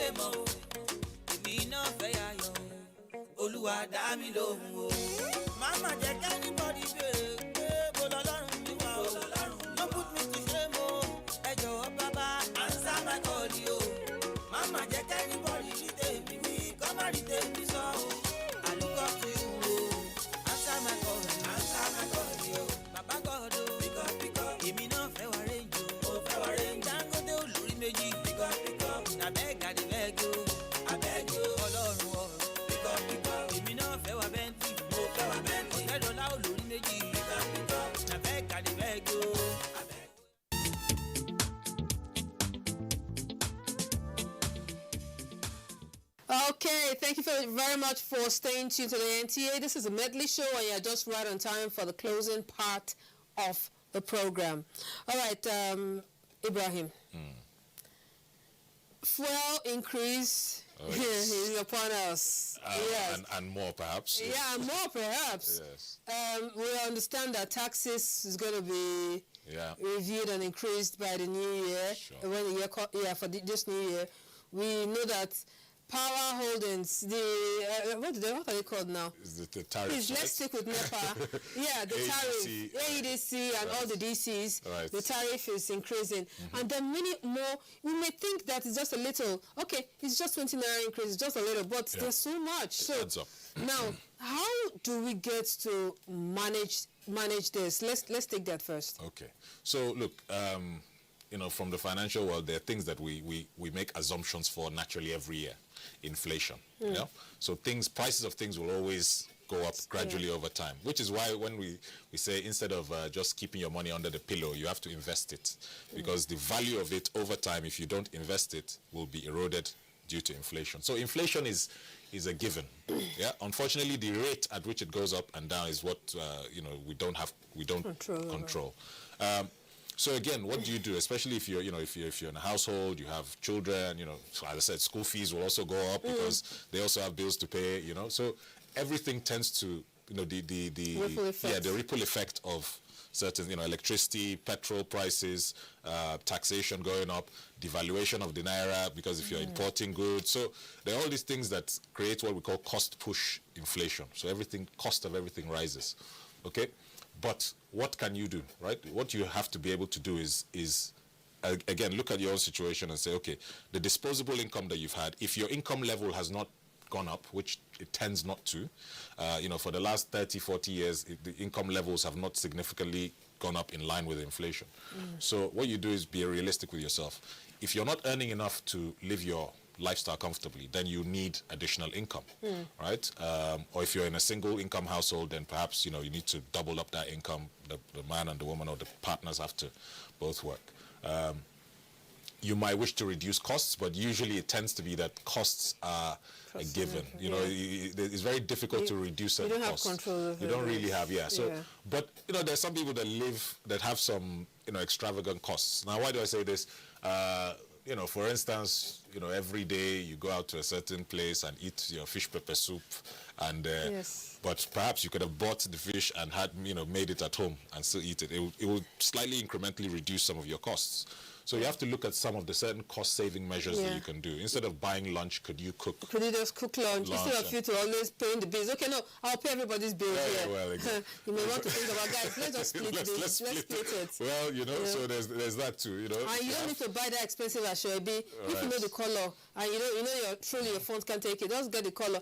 The lady will be angry initially that you didn't buy ashwabi. After a while, her marriage is on and everybody's smiling, and that's it. Life returns to normal. So that's it. Yeah. Usually we are our problem. Like if you people keep complaining about the government. I'm not wondering, at what point did President Buhari go to put bags of rice? Yes, you see bag of rice. And in fact, I was just talking to one of my bosses yesterday, and she said, like, she bought supposedly a 50 kg bag of rice, and she weighed it, and it was just a little over 35. Well, there you go. So then we will not say it's the president, the government has just... No, seriously, there are many things like this that we do. We cheat ourselves and we just lament. The human nature doesn't want to place blame on itself. It's always somebody else's fault. And my philosophy is always control what you can control, and just monitor what you cannot control. So the only thing I have control over is my habits, is my behavior, is my attitude towards certain things. I don't have control over government policy. I don't have control over inflation. So the only thing I can do is do my own part, which is plan ahead, try not to be over extravagant on certain things. Try, if your rent is 1.2 million in a year, right? Don't wait till the rent is due to start running around looking for 1.2 million. It should be a cost that you're putting aside every month. So you're from 100, if you put 100,000 every month from the beginning of your rent period to the end of your rent period, you comfortably have your rent. So these are disciplined measures that you could also take as well. Ibrahim Sheleng, I thank you very much for coming on the show. I mean, it's been quite instructional, educational, and I hope we can imbibe most of what you say. At least it's been an hour long. Just think what you can pick out of all this and see how you can better yourself. Just make sure you're better than last year. And then I'll leave us in the hands of Victor, and he calls this one, Waiting We Gain. If I don't make money this year, waiting I gain. Okay, I tried to sing it, but I'm a terrible singer. Anyhow, my name is Cecil, and it's a happy new year. I hope you have good things, and you're blessed, and you make more money, and stay safe. All right, Brian, thank you very much. Thank you for having me. Waiting We Gain by Victor A.D. Lord, as I grind, I hustle, bless me with this money. But on your hand that day, I say make you run out for me. If we don't make money, waiting we get. Waiting we get. If we don't buy the best, waiting we get. Waiting we get. If we don't get control, waiting we get. Waiting we get. If we don't make money, waiting we get. Waiting we get. Lord, you know what to me, and you don't talk, make you manifesto. This street now my grace, not who wants to pass a carry festo.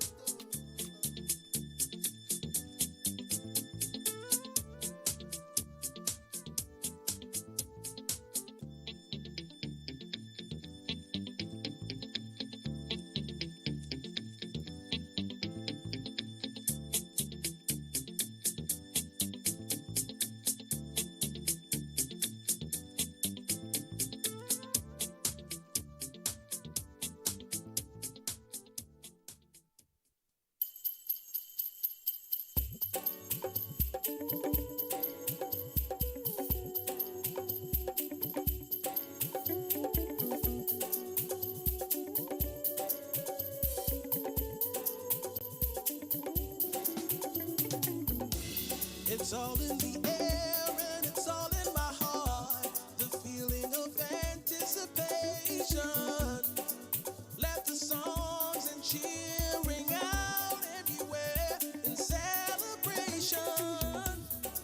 go they fry chin chin, some go they fry meat, some go they cook jollof. Me, I go sharp potato with decorations everywhere, making it very clear. It's the season and a reason to turn your frown upside down. It's the season and a reason to spread love and joy all around. And a happy New Year. And a happy New Year. And a happy New Year. And a happy New Year.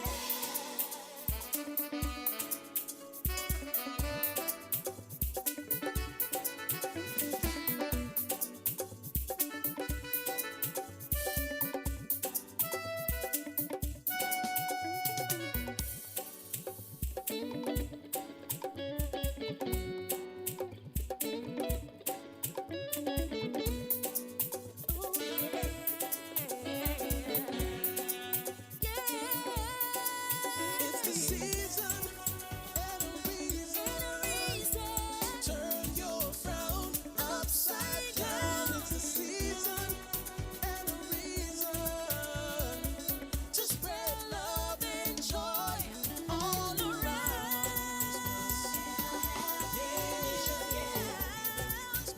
And a happy New Year.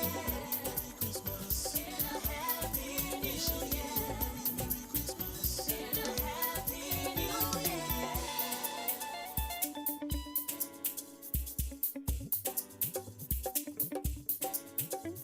Compliments of the season, a very Merry Christmas and a most glorious New Year from all of us in NTA.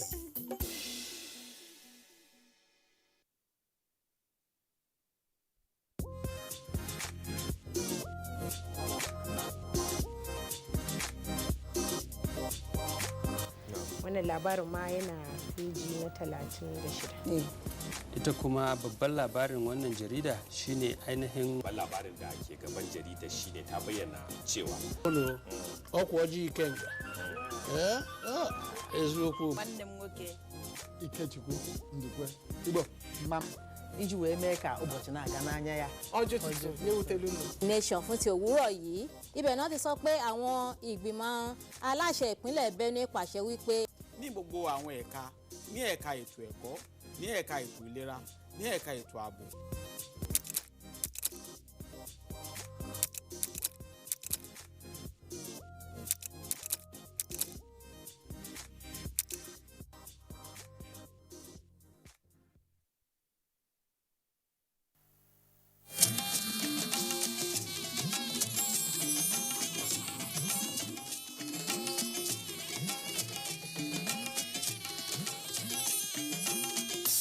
This is the network service of the NTA. Hello and welcome to Strictly Speaking. Language is the essence of our existence. It's what sets us apart from the rest of creation, and it's what unites humanity. Can we use language to bring us back together? So what is the problem? The problem started from when we relegated what education is. And it is because the reward system is bad. You have keyed into every aspect of education. If you do things without the parents, you're not getting it. If you do things without the teachers, you're not getting it. If you concentrate on school owners, there's something missing.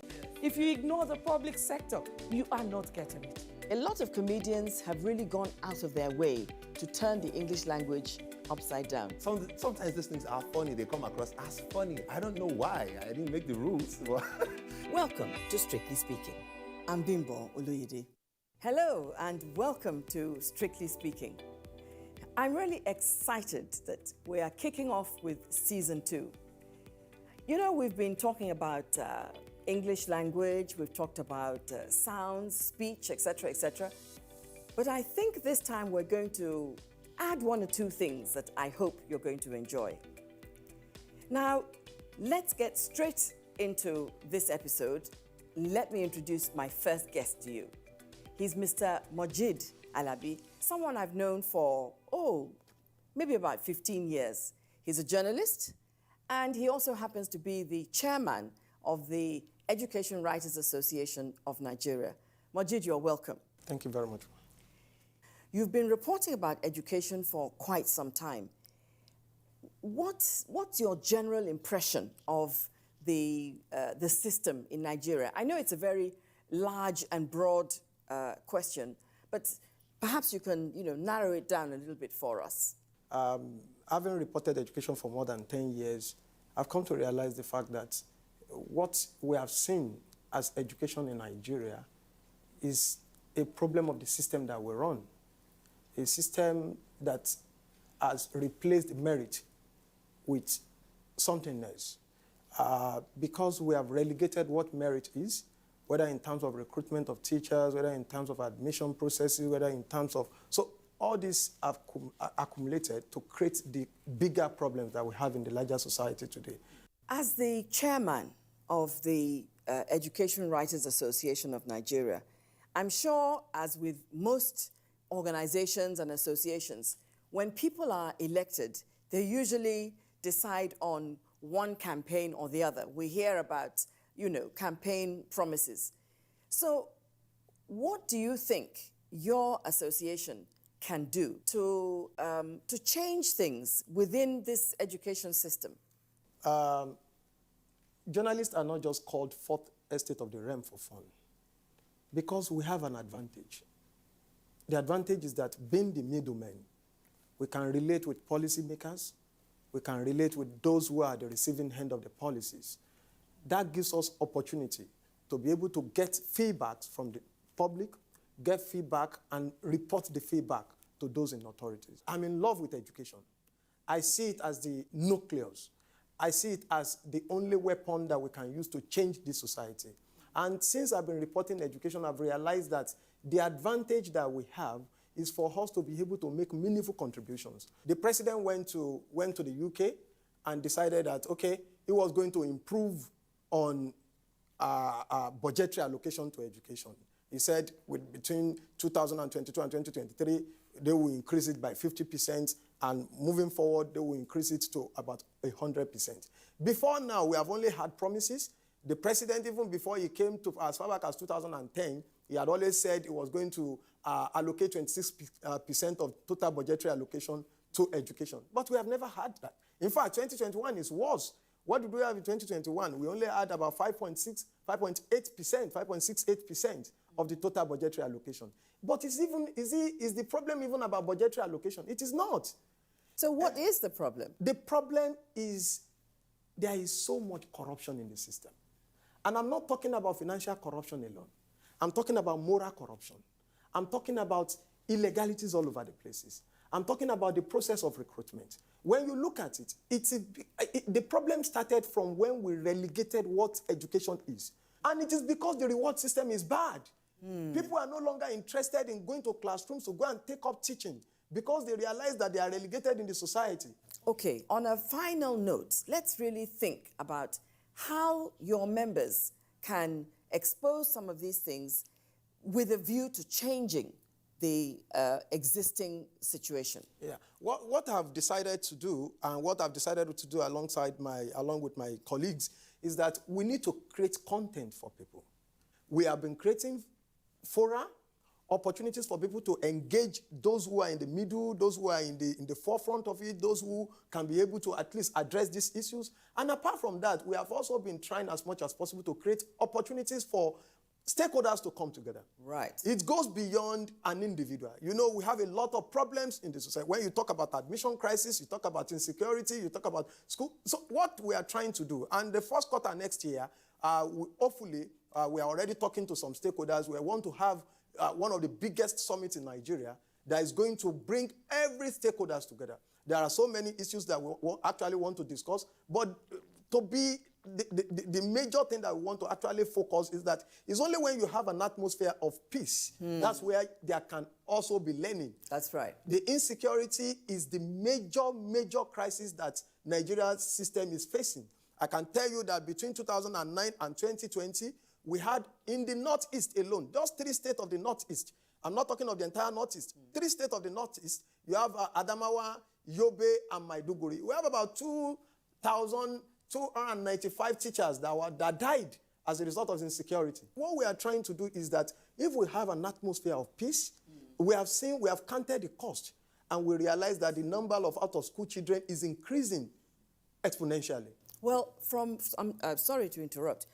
From what you've said, the idea that there's going to be an education summit, I think is a wonderful one.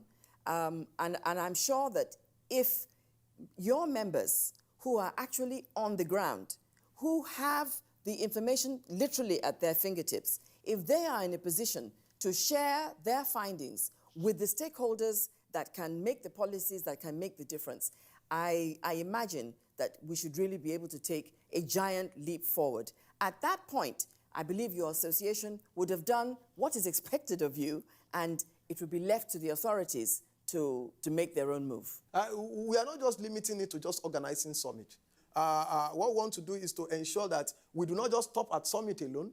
We must continue to emphasize the recommendation. We must provide the recommendations. We must submit it to appropriate authorities. And we must continue to pursue it as an agenda-setting system that we are putting in place, that on a regular basis, we continue to revisit until these issues are addressed. Majid, I think you've given us quite a lot of food for thought today. And we look forward, really, to the holding of the summit.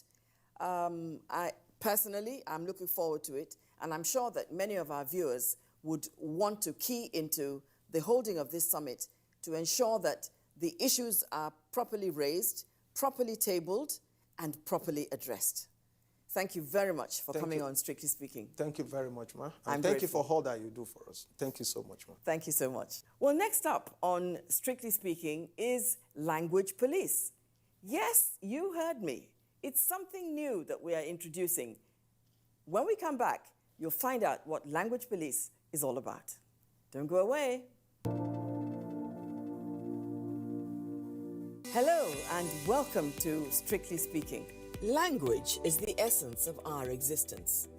It's what sets us apart from the rest of creation, and it's what unites humanity. Can we use language to bring us back together?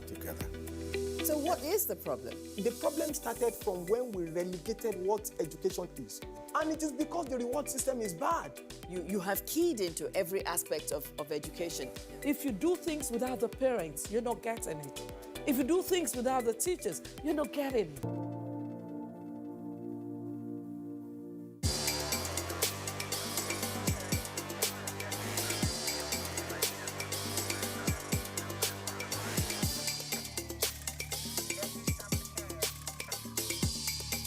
We want to introduce something quite new to Strictly Speaking.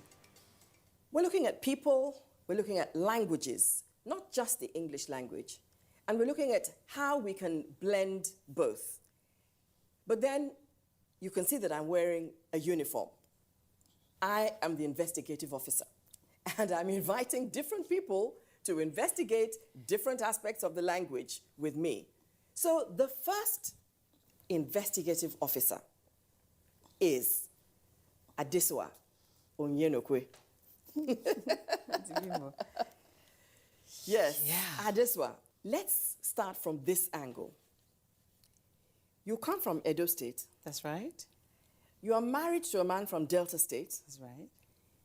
You studied English. Yes, language arts. Language arts, That's okay, right. in a university in Ibadan. Ibadan. Which language are you most comfortable with? Sadly, I say sadly now on hindsight, it's English language and Yoruba language. I was actually born in Ibadan, and so I heard the language spoken around me. Okay. And that I went back to school there. First of all, my first degree was in dramatic arts, and it was in Ife. Then I went to do my master's in language arts in Ibadan. Okay. So living in an environment where the language was still spoken, I had a fair grasp of the language and what it meant. You know, but going back, I grew up in Benin. Going back in Benin, I also got a sense of the Edo language. Okay. Now, for the other one, my husband is from Delta. He's from a place that's called Ndokwa East. Okay. The name of the village is actually called Onya. Their local government is called Ndo-Simili. That's the people of the water. Okay. So there's a little variant in their language, and it's called Ebo. for that reason, there was a lot of the language spoken around me. I've been married for 33 years. We went home literally every Christmas with the kids, and the language is being spoken. You can hear it all around you. I have a sense of what it is. But I never was bold enough to try those words. Try those words and speak it. Why? Because I didn't want to be laughed at. So what do you speak at home? Sadly, again, the English language. Now, with this conglomeration of sounds that exist around you, can you actually read any of these languages? Well, okay, let's take your language, for instance. Can you, Bini? Is it Yes, Bini language? Bini. Okay, can you read it? If not fluently, but I'll be slow, because, I found this, for example, before I came here. It's called Ebe, if you sound each word, Ebe Ukame Edo, that's Ebu Kame Edo. That's the book of numbers, because it's about numbers. It was a judge that wrote this book, Lay's Justice and Nobakari. You see how you get to a particular age in life, start to wonder, your language is disappearing, something is happening. What legacy will I leave? Exactly. So it's little things like this that I can pick up. And what I hear, I can see it and read it certainly, right? Because I'm not fluent. Yes. Thank you for inviting me for this show. It made me search for this. So I can, stutter through. If I had to, I can. So, Adesua, you've enunciated a variety of sounds. Some of them sound quite alien, but then I know that they are part of the language. So maybe you could just pick out a few of the sounds. Let's see what they look like as well as how they sound. Like. Yes. What you have are the phonemes, and these phonemes are in Strictly Speaking. Yeah. Are they out of Strictly Speaking? Right. And what I see here, you have 36 symbols that have specific sounds. And I think I should sound the ones that are a bit difficult for people. Okay. There's the amen, it's the en. It's written en in English, in English letters. Okay. But it's And there's the GB, it's b, b, b. As opposed to b. It's b, b, b. Okay. There's GH, it's deep down the throat. It's guttural. Reme, look at me. Reme, oh, joy. Re, look at him. Then there is the KP. Bawa. Bawa. Osakbawa. I thank God. IKP. So that KP. Then the MW. It's like a double consonant, but it's It's like your tongue is curved in your mouth. Yes. And it's amen. So, but the thing is, if it's written down and with some teaching, yes, people can understand why those, I don't know how it works, but that's what it sounds like. Well, I'm really happy that you were able to find my your little dad's book of yes, pronunciation. yes. But let's talk about English, okay? But Nigerian English. Is there a word? Is it acceptable that we have Nigerian English now? As far as I'm concerned, well, look, you have Canadian English, you have Australian English, you have American English. So why can't you have Nigerian English? I agree. Why can't you have Nigerian English? It's just that we need to come to a point of acceptance that it actually exists. We don't need to look down on it. That's my opinion. I agree. However, if we're talking about English, then it's got to be done right. That's my point of view. That's right. Yeah. Okay, I have a few here that I wanted to pull out, right? When you say, instead, where the Englishman will say, let alone this, I know how to do this, let alone the other, as a comparative. We will say, I sabi do this, talk less. But that's a combination of I sabi is Pidgin English. Yes, talk less is Nigerian English. English. But when we are speaking, we say it has crept into our everyday language in English, yes, it right? has. But one common one is the word that's pepperish. Oh, that food is pepperish. Which is hot or spicy. Spicy. Yes, that food is pepperish. Okay. Right? Very, very common. Cut across all strata of societies. Where's my balance? Change. Where's my balance? But it does make sense when you think about it. Yes, it's the leftover of your money. So, where's my balance? What about this? Go dress up. Well, you can't dress down. Oh, Yeah, well, but you it's can go- actually. Yes, you can dress down. So dress when we say go down. dress up, what we actually mean is go get dressed. Get dressed. Exactly. Go dress up. Yes. yes. Right? Get dressed. Or when you say a word like, it's wonderful, an Englishman will say amazing.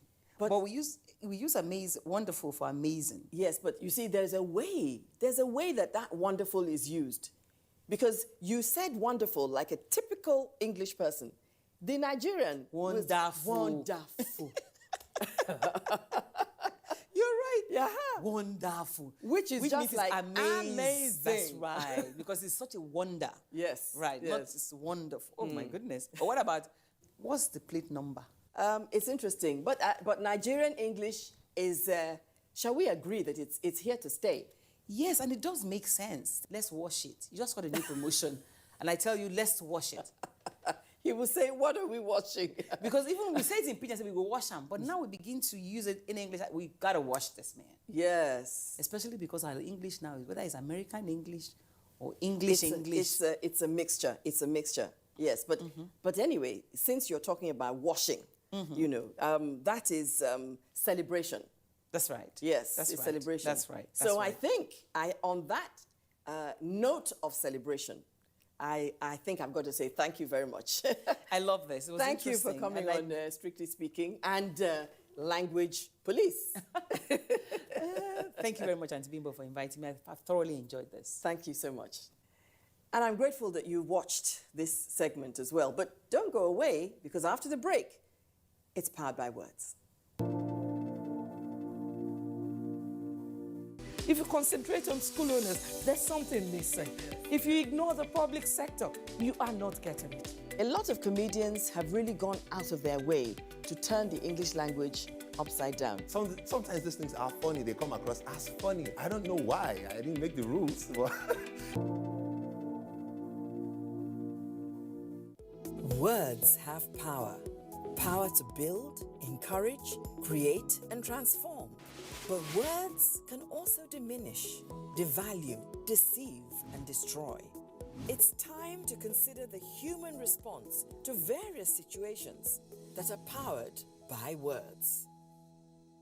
One of my favorite poets is Dr. Maya Angelou. I know she's late now, but she wrote some, beautiful poetry. And she's famous for a particular saying. According to her, she says that people are likely to forget what you said.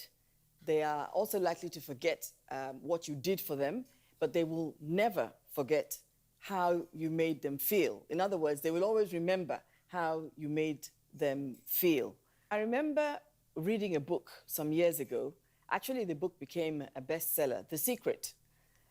And that book talks about feeling and suggests that you receive according to the feeling that you have, okay? So I'm wondering now, first of all, what is the secret? Because it appears that the secret is in the feeling. So what's the secret? Okay, I would like to explain this biochemically. An experiment was performed at Ohio State University before the dawn of the new millennium. And 2 sets of mice were brought, and for one set of mice, the person feeding the mice will pet the mice before feeding the mice, make the mice very happy, play with the mice, very happy. But he will feed the mice with very poisonous and toxic food, very high in cholesterol. But guess what? Because the mice was very happy when taking in this very toxic food, the happiness neutralized the poison and the effect was non-existent. So feeling is very important. Feeling is very, in fact, when you feel good, it can neutralize bad toxins in your body. Feeling is very important. Why? Because we have what we call feel-good hormones. There's serotonin, the happy hormone. There's oxytocin, the bonding, compassion, and love hormone. There is norepinephrine. There's dopamine, which is very good in certain quantities, can be very detrimental in higher quantities. Yeah, so, but feel-good hormones, they change. You know what they do? Let me break it down. They activate what is called your parasympathetic nervous system. Hold on, say that again. your parasympathetic nervous system. Okay. Okay. That's the self-healing mechanism in the body. So when this system is activated, the body begins to heal itself. Yes. So when you are happy, your body actually heals itself. Your body flushes out toxins. Your body heals itself when you are happy, when you are in a good mood.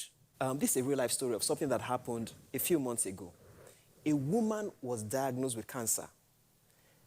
Her doctor refused to tell her she had cancer. The doctor was just giving her certain drugs, and she was recovering fast. She was recovering fast because she didn't know she had cancer. But guess what? She had this lunatic son who just wakes up one morning and tells her that, actually, you have cancer. It's cancer you have. And guess what? Immediately she learns that she has cancer. She begins to deteriorate. Yes. She stops responding to drugs. She stops feeding properly. Her level of anxiety and worry goes up. And then a few days later, she dies. My goodness. Yes, I'm talking about a real-life story. So what I'm trying to say is that whenever you have certain feelings, fear, anxiety, worry, depression, it collapses. We have two systems in our body. We have the sympathetic nervous system and the parasympathetic nervous system. There are feelings that activate the sympathetic nervous system where your immunity shuts down and collapses. And so diseases become more powerful and more potent. That's why it's called dis-ease. Yes, because you are not at ease. Right. Yes, okay. Now, but let me even take it further. Apart from this, you see, emotions do three things. They magnify, they modify, and they magnetize. A lot of people don't know that emotions affect the impulses you have. Your feelings affect your taste buds. Your feelings affect the kind of choices, the kind of, your cravings. Right. Yes, it does so. Right. In fact, your feelings determine whether you choose to go in this bus or the other bus, or you choose to postpone that flight and take the other flight. Little things like this, your feelings actually... Is that a feeling, or is it intuition, or is it a hunch? Now, I need to break this down. Your feelings actually speak to your impulses as well. Yes, let me go further. For example, these things activate your hormones that determine your choices. So, for example, somebody is afraid.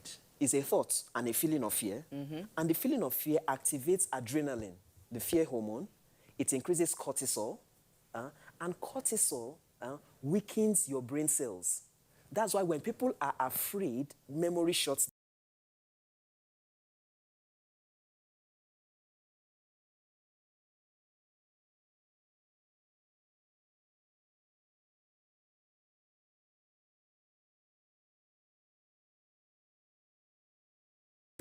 Anthem, I was afraid and I forgot the national anthem. Now, yes, because it affects your brain. Yes. Not just your brain, it affects your hormones, your choices, your digestive system. Finds it more difficult to digest food when you have certain emotions. Certainly, like fear, for instance. I want to share one or two more stories with you. You see, a woman is thinking of getting married, and she's inundated with, she immerses herself with those thoughts day in, day out. On one day, she's not thinking about pancake. She's not thinking about pancake, but she has this incredible appetite for pancakes. She goes to a grocery store to buy pancake ingredients, mix. And then she stumbles upon a friend she has not seen in about 10 years. They start a rapport, relationship, and eventually they get married. They get married. Yeah, now, that thought of marriage, and this and this and this and attracted, led to a craving for pancakes, which led to her going to a grocery store and meeting up with somebody. So let me tell you something. Your feelings know where your next opportunity is. Okay. Yes. So now, because we need to bring this to an end. However, I think what we should also consider quickly is that in as much as this works positively, yes, it also works negatively. Because they say, for instance, that it never rains, but it pours. Yes. Okay? Then there's also Murphy's Law, yes, which says that if it can go wrong, in short, it will go wrong. Yes. So we need to flip that script. Because if we're going to go with the secret is in the feeling, then we have to ensure that the feelings that we have are positive ones. Yes. And not negative ones. Negative ones, yes. Yeah. You're right. So So that means then that we should turn Murphy's Law upside down. Yes. Instead of saying, if it will go wrong, it will, we should be saying, if it will go right, it will. It will. It will, yes. And then let me say, finally, I need to say one thing, that in as much as the secret is in the feeling, whenever anybody has a negative feeling, don't be overwhelmed by it. And I'll share this with you, because I was afraid of failing many exams that I eventually passed. I mean, your feeling will not determine everything. And this is why Hillary Clinton felt like she was going to become America's next president. It never happened. Because feelings are very powerful. They sort 60% of the whole equation out. But it's not everything. So when you have a negative feeling, don't be overwhelmed by it, because the fact that you have a negative feeling does not mean that it will eventually play out. What you should do is to try to work against it, or to use the negative feeling as an asset, not a liability. Right. Thank you very much. You're welcome. I think that should be our last point. Yes. An asset, yes, not a liability. Yes. Fantastic. Thank you very much. Thank you. You're welcome. The new season has truly taken off, and I look forward to your company throughout the coming episodes. Don't forget to join our growing community, and do subscribe to our YouTube channel. I'm Bimbo Oloyede. See you soon.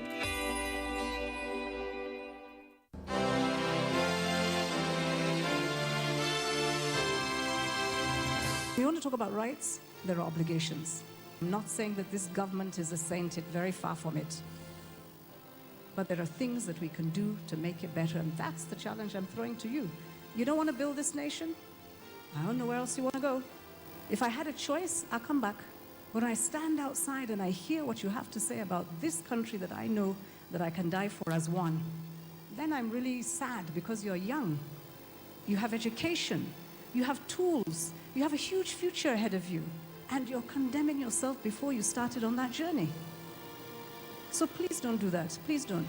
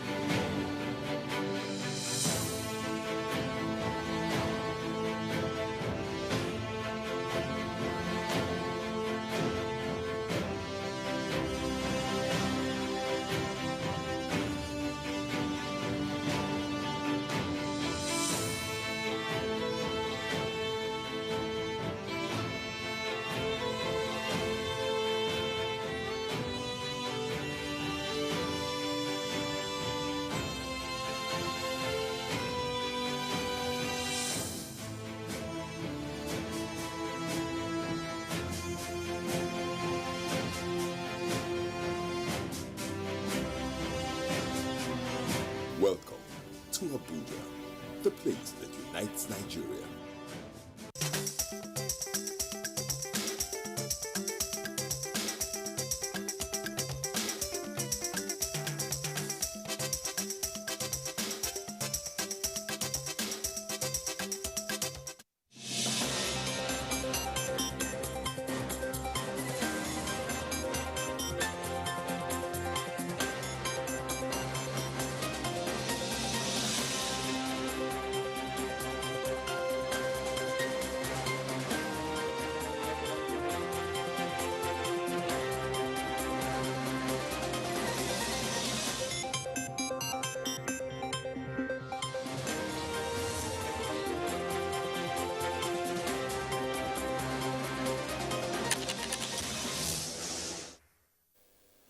...2022 budget seeks to continue reflationary approach to 2020 in line with National Development Plan.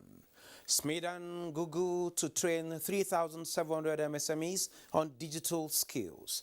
Asia-Pacific stocks mostly fall. Tech stocks under pressure amid rising U.S. bond yields. Plus, oil prices slip as U.S. fuel inventories rise. The program is Business Express, reaching you from Abuja, Nigeria's capital. I am Benny Adams, your guide.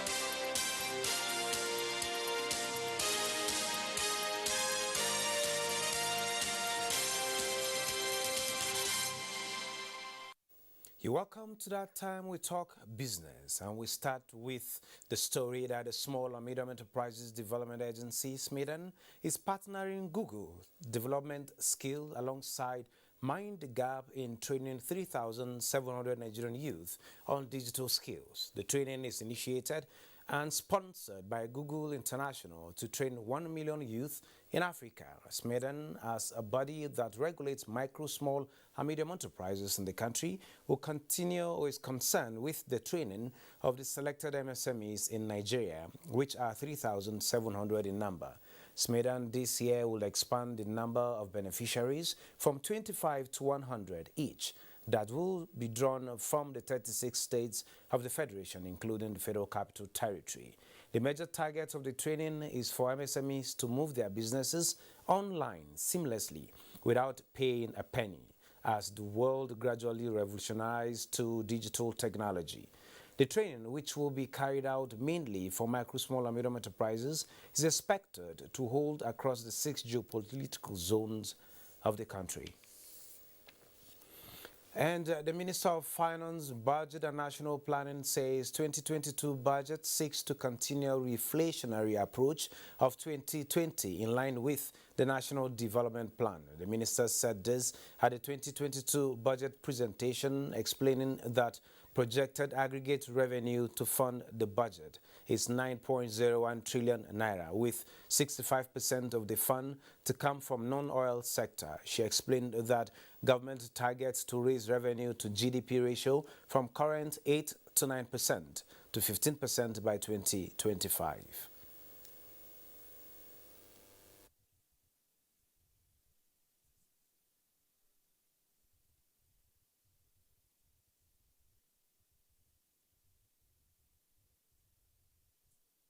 So without the government-owned enterprises' retained revenue, the federal government return revenue will be 9.01 trillion. To promote fiscal transparency, accountability, comprehensiveness, and allocation, we have indicated for the first time in the 2022 budget the allocations to TETFund. In the past, it was not previously reported as revenue. And the budgets of 63 government-owned enterprises are fully integrated in the 2022 budget. In aggregate, 35% of the projected revenues is to come from the oil-related sources, while 65% is to be earned from the non-oil sources. Again, this is underscoring the fact that government revenues now are largely from the non-oil sector of the Nigerian economy. Joining me to talk more on the budget is Dr. Muda Yusuf, CEO, Center for the Promotion of Private Enterprises. You are welcome to Business Express. Thank you very much. Good afternoon to you. Good to have you. Well, the public presentation of the 2022 budget was executed today, just some hours ago. Can you give us your general thoughts about it? What aspects of the budget are worthy of note? Well, I think it is, we should start on a note of commendation. The fact that we were able to retain the January to December budget cycle is something that one should commend both the president, that is the executive, and the legislature for being consistent in ensuring that we maintain the January to December cycle of budget. This is good for planning. It's also good for budget implementation. So we must acknowledge that. Secondly, when we look at the budget and also when we look at the details given by the finance minister, there are two major components. There is the appropriation component and there is the policy component. The appropriation is about the allocation of funds to different ministries and MDAs, projects, and so on. And if you look at that, I will notice that rightly so, security was allocated perhaps the highest chunk of the funds in the budget. We all know what the security situation is. So such prioritization, I think, is something that is good. There's also very high priority given to education, given to infrastructure, to health, and I think to social development programs, social intervention programs. I think those things are also okay. Of course, one is concerned about the reservation that were expressed by the president at the point of signing the budget. And that is about the insertion of some projects, which was put at about over 6,000 projects. Yes. And the fact that about 10,000 projects were either modified or reduced in its allocation. And of course, some other issues bordering on the assumption of revenue which were raised with that basis and so on. So these are very fundamental issues that were raised by the president. And we are hoping that as soon as the National Assembly resumes, there will be a proper reconciliation so that so that both the executive and the legislature can be on the same page. But really it's something that's of concern because this has become a recurring issue between the executive and the legislature. And my view is that at least at some point, we should have a clear interpretation of the Constitution to define the limits of the National Assembly as to the issue of appropriation, whether they have the powers to include new projects, whether they have the power to reduce allocations and so on. These things we need to put it to rest. And the only way to do that is to get the Supreme Court to interpret the relevant sections of the Constitution so that we are not going back and forth every year as to what should be added, what should be deleted, and so on and so forth. But on the whole, I think it's a very good thing. But for those of us in the private sector, the policy component of the budget is even much more important. Okay. Because I see that when the minister was presenting the breakdown, there's a whole lot of emphasis on non-oil revenue. And the bulk of this revenue, obviously, is expected to come from the private sector. So we also need to caution that we don't also overburden the private sector in the drive to raise revenue. Otherwise, that may affect both the revenue itself and the capacity to create jobs in the economy.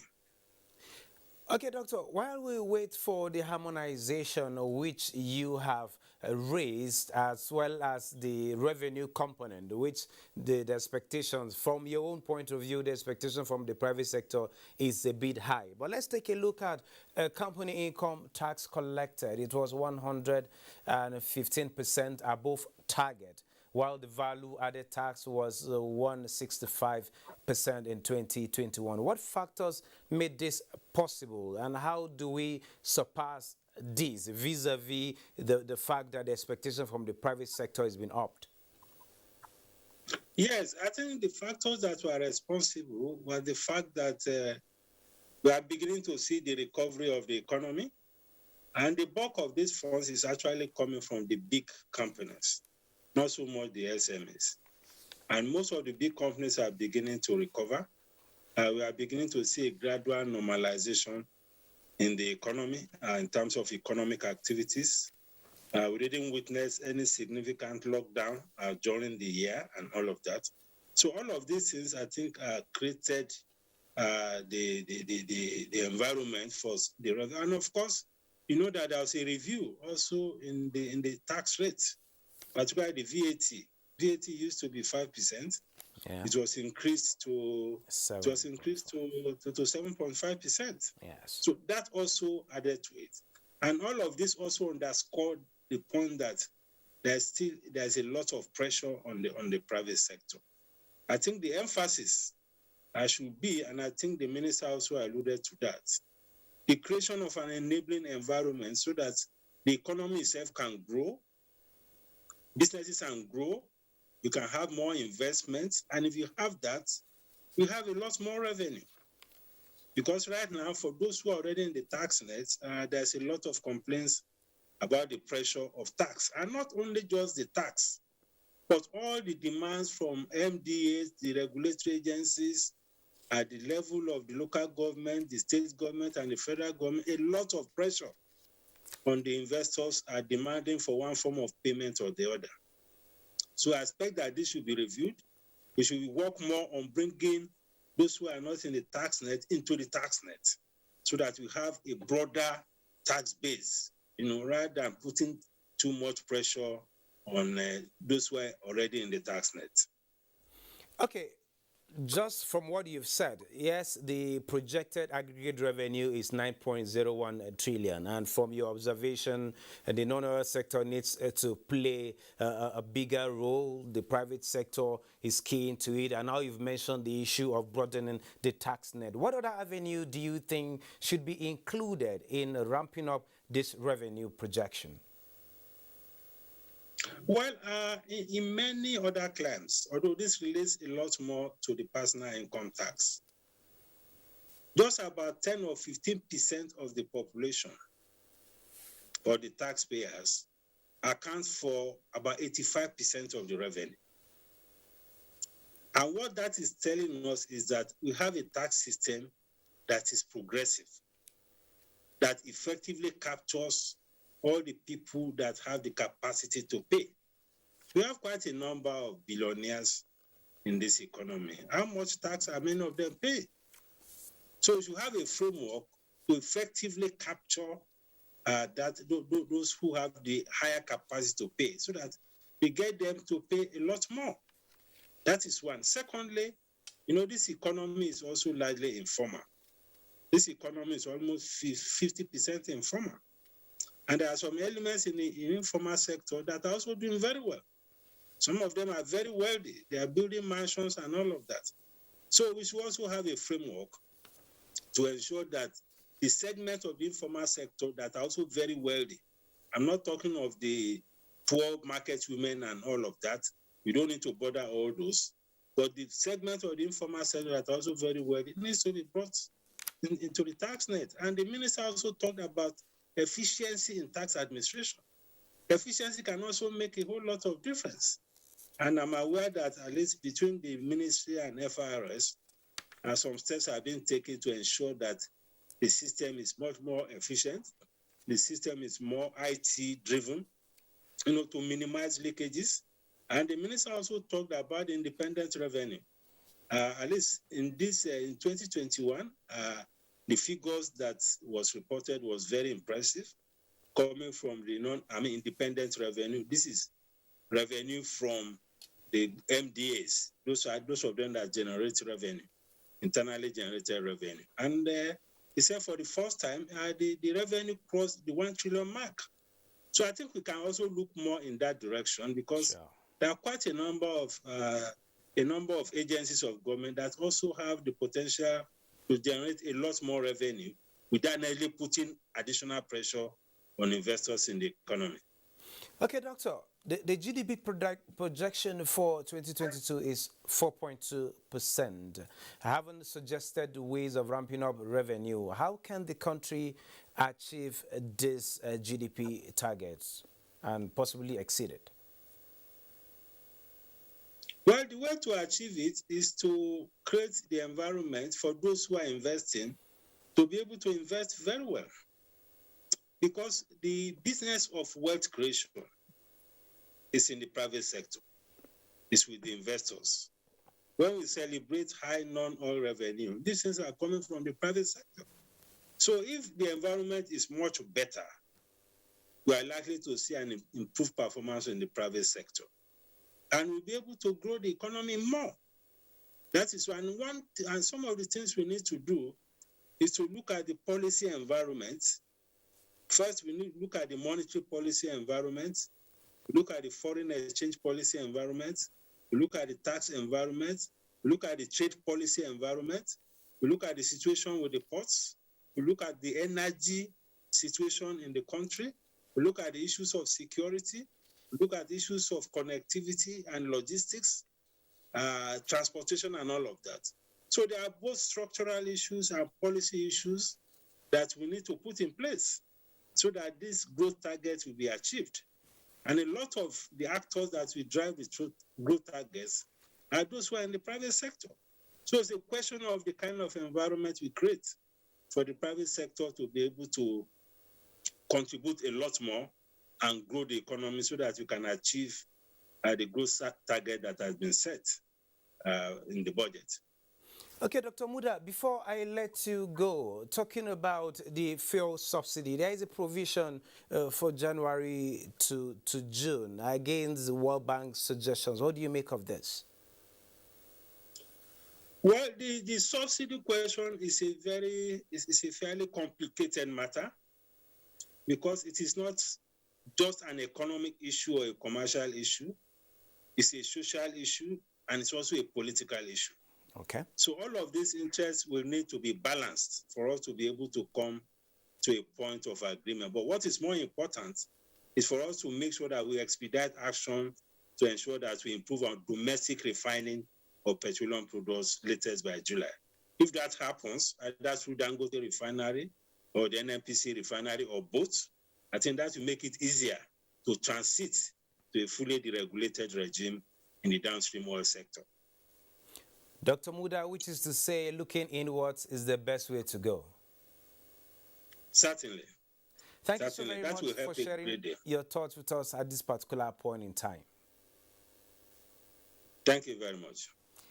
Well, moving on, despite efforts by the present administration to reawaken the spirit of entrepreneurship among Nigerians, in the year 2021, it is the view of some citizens that low financial conditions proved a challenge, while some expressed joy that government efforts have been able to stabilize the economy in Nigeria and hopes for reversal in high costs of commodities in the new year.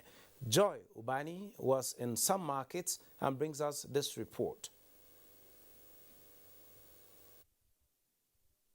Economic watchers say 2021 has been a challenging year for many businesses, with effects of COVID-19 and the new Omicron variant posing even greater challenge. Business concerns note that the multifaceted negative and positive impact, notwithstanding of the global health challenge, helped in fostering a remodeling of business models to serve consumers.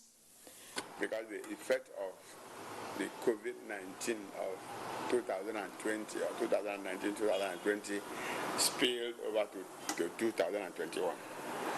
So we could not have enough products in the market as usual, because the Chinese, the Korea, South Korea, and the rest of those countries were seriously affected by the COVID-19 pandemic.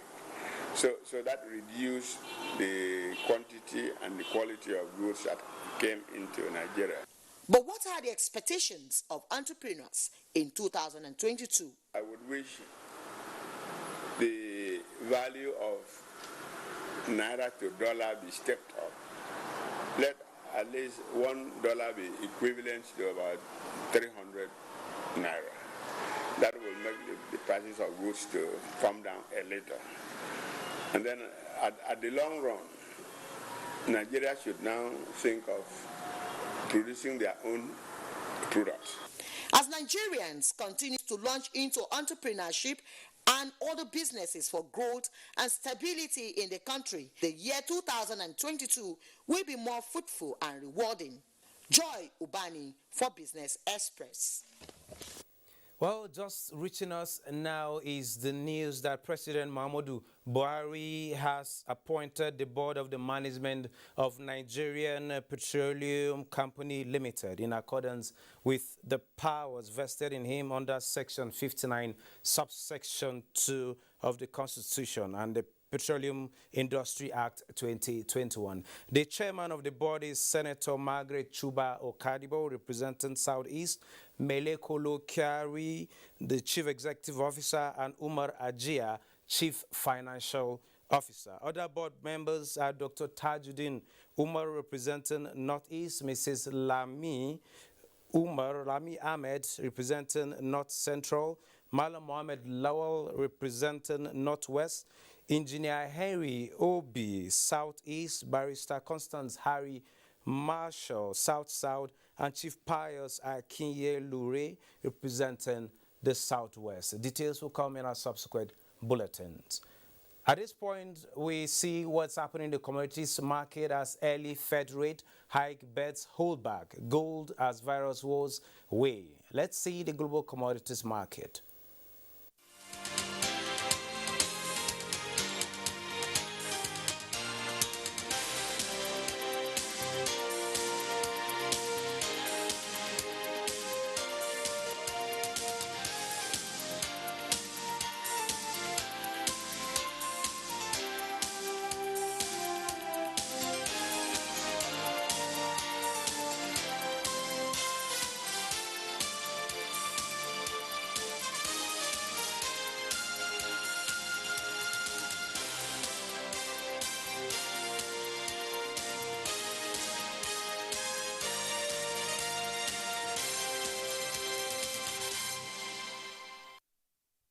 Well, the capital market has closed and the positive run has continued as the all share index appreciated by the 1.05%, closing at 43,476.75 basis points. Volumes of shares were 1.248 billion, valued at 42.966 billion naira in 4,032 deals, while market capitalization is 23.426 trillion naira.